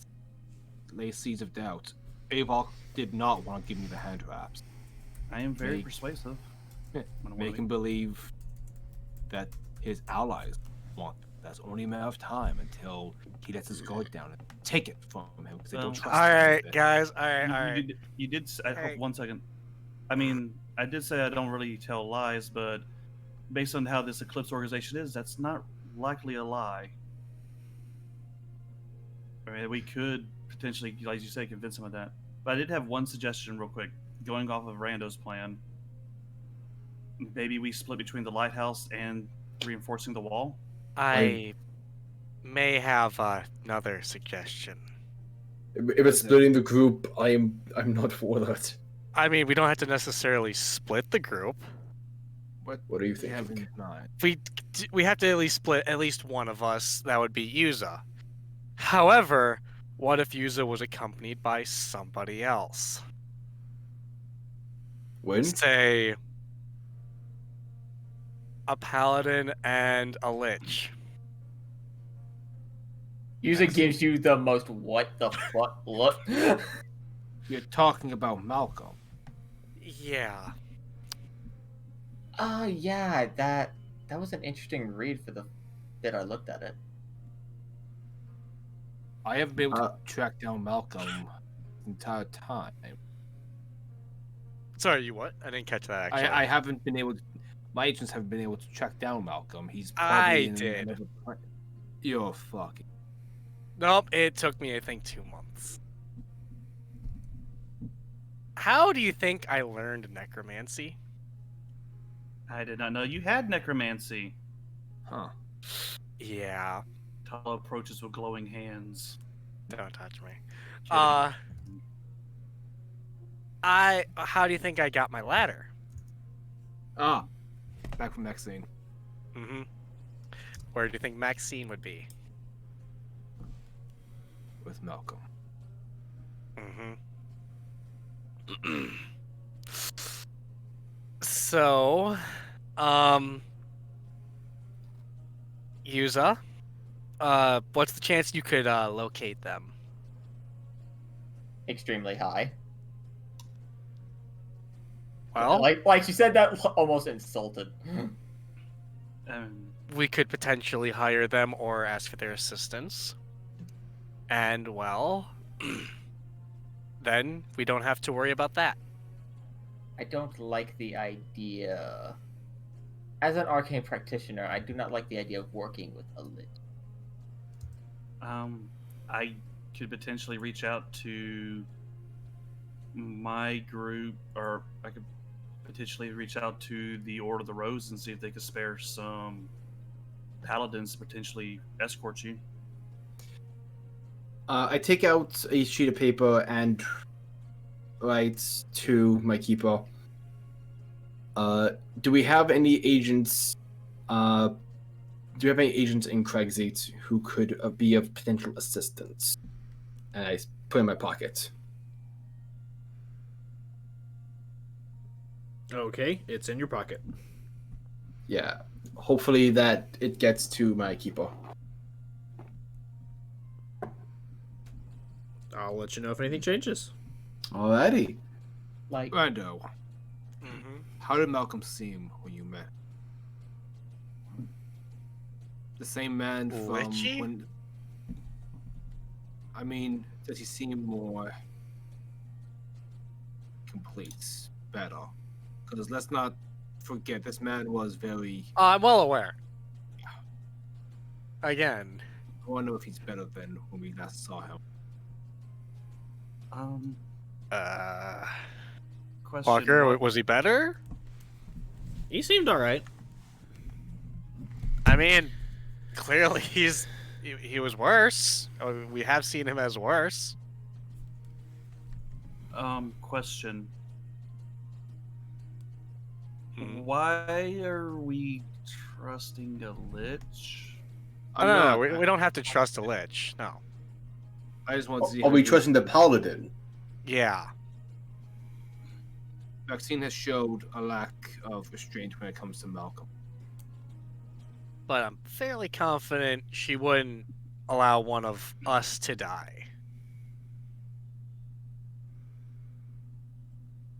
Especially now that you are a champion yourself. Eric actually does get a smile from that. How was she? Saw her. Oh, you know, the usual. A real hard ass. Tough as usual. Good.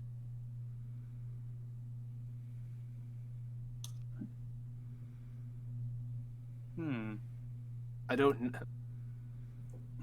And this is Maxine the Mauler? Yep. I see. I will say, while I trust your judgments, looks at Rando, to a degree, Fair. I am extremely hesitant to give such access to my domain to people I have never met. That's fair. If you are dead set on me having an escort, and you all don't wish to be, even at the very least, teleported after seeing me there, I'll be real. I really want to see this thing. See, the wall? Yeah. It was like, you know, you want the new characters. I really want to actually see what this character has. That is fair. Yeah. she has some shit. Yeah. Oh, yeah. She's got some shit. And I'll tell you out of game. All she needs is her 5th level teleportations are going to get you there. She can teleport you or plane shift you after the fact if you want to go somewhere. Yeah. It'd be like if any of us has brought a new character and we was like, okay, yeah, and like pay them no mind. That'd be so deflating. Yeah, I've been there. Yeah. By the way, Merrick, is there a teleportation circle here? Yeah, there would be. There should Okay. be. Okay, good. I'm just making sure I'm not gonna have to keep using my teleport to bring us back to this fucking place. I'm pretty sure you spent time last. I remember I copied the plane shift spell. I don't remember anything about a I teleport. think that was it. Yeah. Merrick will make sure you are given access to the spell circle. Okay, because also if I can link them, then we can. It'll be easy to ship for say supplies or manpower. Or an emergency. Yo, fall back, cause in case you guys didn't notice, there's no real exit strategy from this mountain. There's only one road.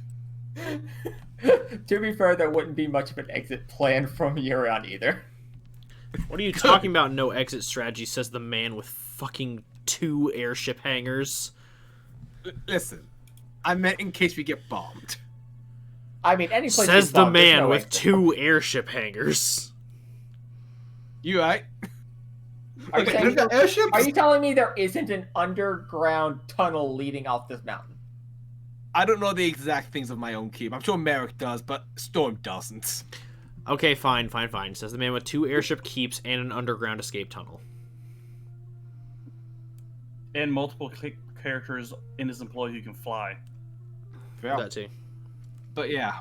And a monk least, warlock bard multi-class. Yeah, they'll be the first to die. Or at least fall with style. So yeah, head to the Grey Wall. Head to the lighthouse next, since that could, in theory, give us some extra help with the Shadowfell. Yeah, we just don't want to spend more time there than necessary.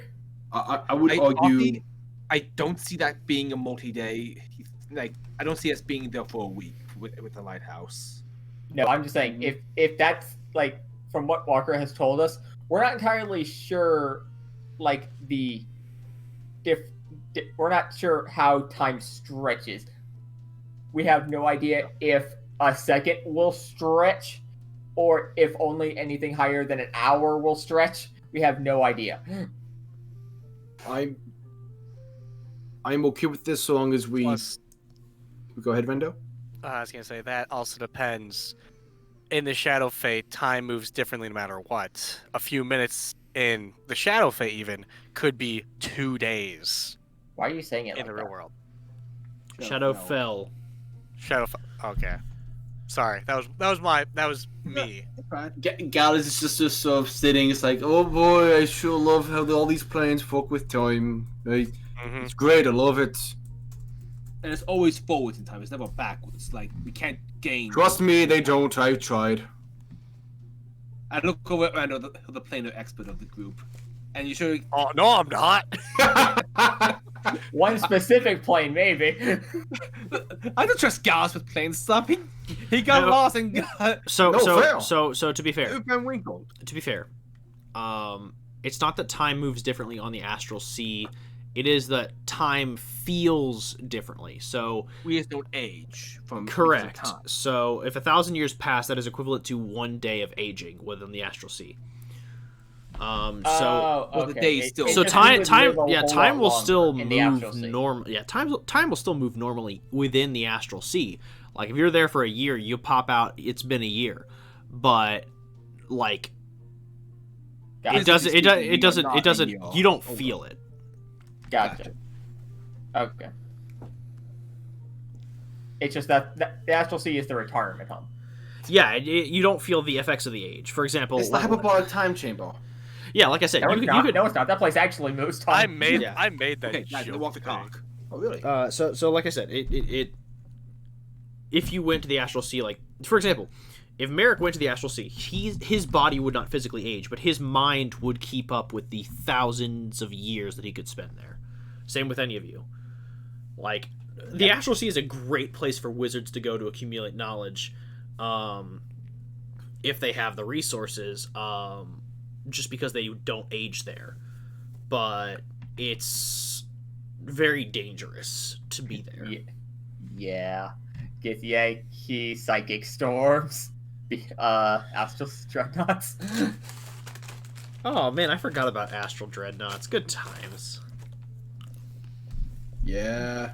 Not a safe place by any means. So That was on the table you guys rolled. It's also gonna. Gotcha. It's also gonna. It's also gonna make Gallus slow. Shit. So, here's. So if I'm correct in this assumption, It sounds like The Grey Cragsy, Wall- Lighthouse, Li- Shadowfell, Brethren Court, and Clan. 48 clans. We take care of somehow if we want. yeah. No, we handle one of the two as either fourth or fifth. So, that's Depending on the possible. time we have. Yeah. Mm-hmm. If we need to hit, if the Brethren Court timetable is nearly up, we go to the Brethren Courts. If we feel like we have time to hit Clan Erkitlan before then, we hit Clan Erkitlan. I just have one request for when we go to Craigseed for this wall. Yeah. Can we put a limit on how many days we stay there in case this looks like we get there and we realize, oh, we're going to need a few days. 2, 3 days tops. I mean, you are free to leave when you wish. Unfortunately, this is my home I'm talking about. I understand, but with the potential that's in the Shadowfell, your home may be in grave danger. Graver danger than immediate destruction. We do not know what time can do. If this gets worse, this anomaly could wipe everything out. This is an unknown. I'm simply saying that there are certain things bigger than your home. Rondo, do you have sending? I do not.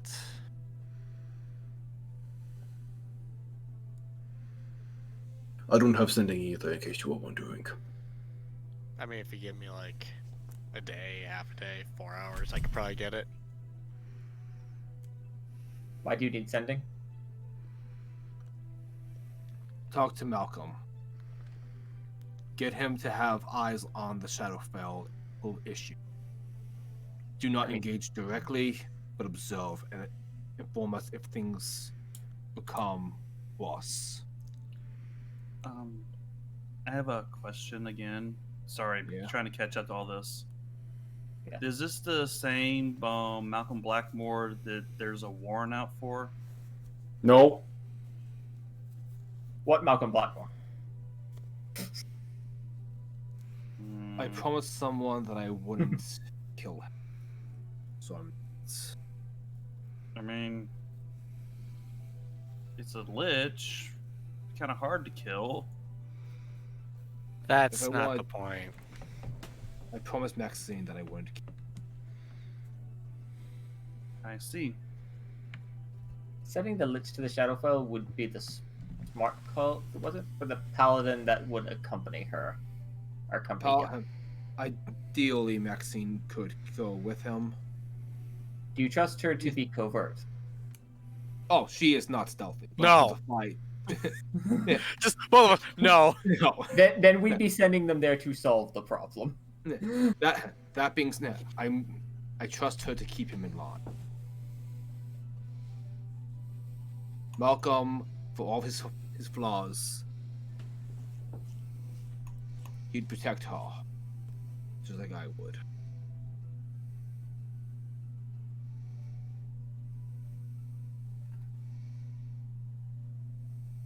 So for her sake, he would try to make sure this.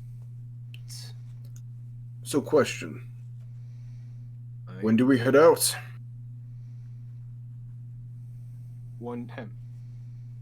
I mean, One we day. are all charged up and good on spells. I don't think we need a day of rest or preparation.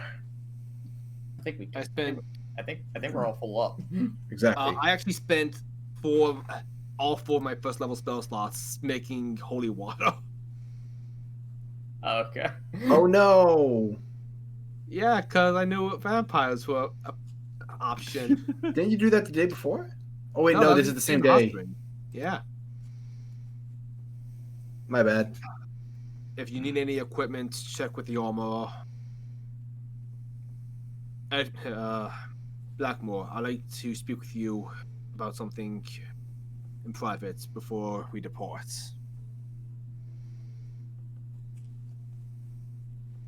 I guess Rando, I'll take you to meet our other sister. Actually, that before I speak with Edmund, I need to talk to Randolph about the thing first, and that also needs to just be like a one-on-one conversation. Just 5 minutes of your time, if you don't mind, Rando. It should be fine. Oh yeah. I kind of threw a lot at you there. I'm just saying this out of character before we go.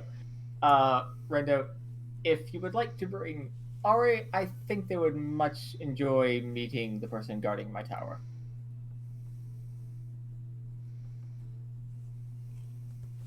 That Can we requires get me to on? go back to. The Are you platinum sure? city. It's your decision. That's extra travel. We're not that. How far is this place from Platinum City? I don't know. I feel like It's it's a pretty good far. jet. Yeah, it's like days away. I remember because Gallus had the option of teleporting to either the Platinum City or here, and he made the wrong decision. Oh, okay. I didn't know. Okay. That's fine.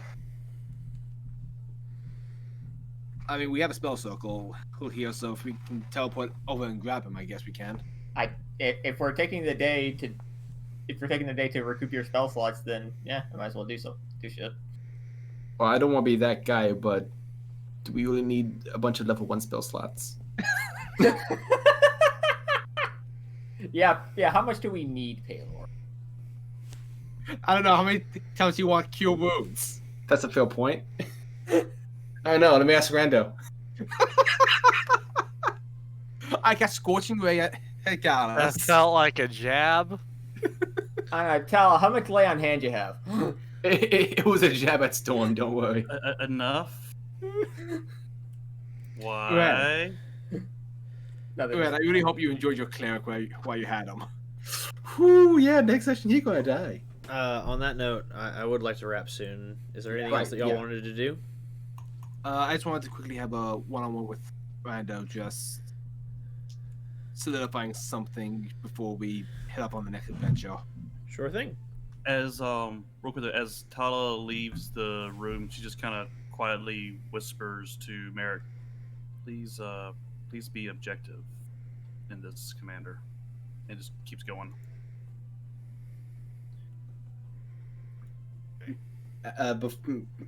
Just before, as Gauss leaves, he also whispers to Merrick, "I'm not entirely confident that using Malcolm would be the best solution here, but do what you believe is best." And usually just whispers to Merritt. Everyone else needs to be doing it. I was like, I'm sorry. Is this like a custom here, or? No, I think everyone just has opinions. They think they're doing something Rando.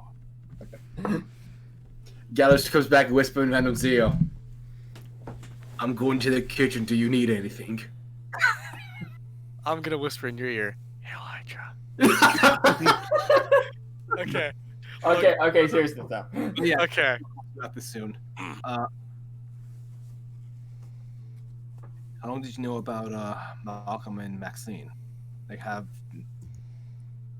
found them in 2 months. Yeah. After moving to the Autumn Glade, I spent my first month researching necromancy and desperately trying to find a way to bring back Avok. I then decided the smartest option, potentially foolish, clearly the most foolish, but the most active way I could do it, is to track down Malcolm. So, Necromancer, you know. yeah, so why not? Well, once I got over there, all I had to do was ask people about a lich who was with a paladin. It was actually a lot easier than I thought. A lot of hardships, a lot of fighting, a lot of surviving. Good thing I don't sleep as long as a human. I probably would have died. And Maxine, she seemed happy.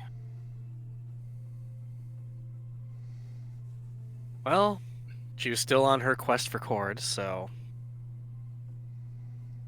when you're given the mission of your god, I mean, clearly you're happy to be there to serve. You should know that. But the reason why I wanted to talk to you was I was thinking about what you told me about the hot. And I want you to know I am putting together a bit of a will of sorts that should,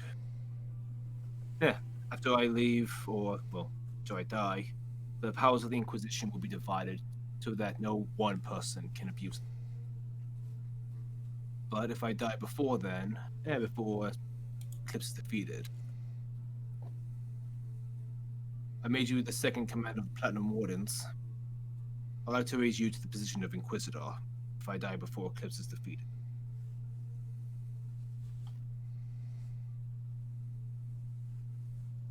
With honor, my captain.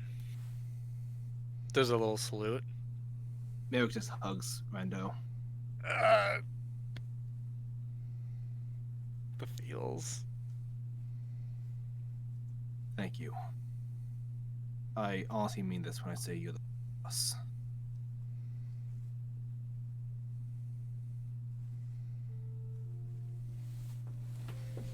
We all go through hardships, you know that. Some of us wear them more than others. Some of us come out stronger than others.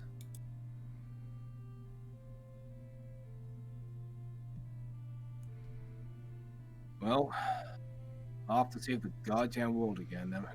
Huh? Yeah. Also, if we do end up meeting that, Raven Queen, I'm gonna give her a piece of my mind.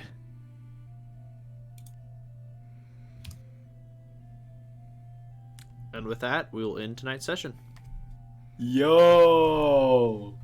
Thank you everyone for tuning in for another exciting session of Platinum Watch. As always, I have been your ever-present Dungeon Master, Walk Mini XC. With me, as always, are my amazing role players. The Hawkabridge playing Talasoon. Storm Stage 13 playing Merrick Gilder. Hi. Zodiac Sec 19 playing Rando Mishorm. I'm doing my best. Red Beast 13 playing Gallus Morgulis. Hey! And Vexatal 24 playing Yusuperic. We're doing it, boys. I look forward to the next arcs, and I will see you all in the next session. Bye-bye. Bye. Bye.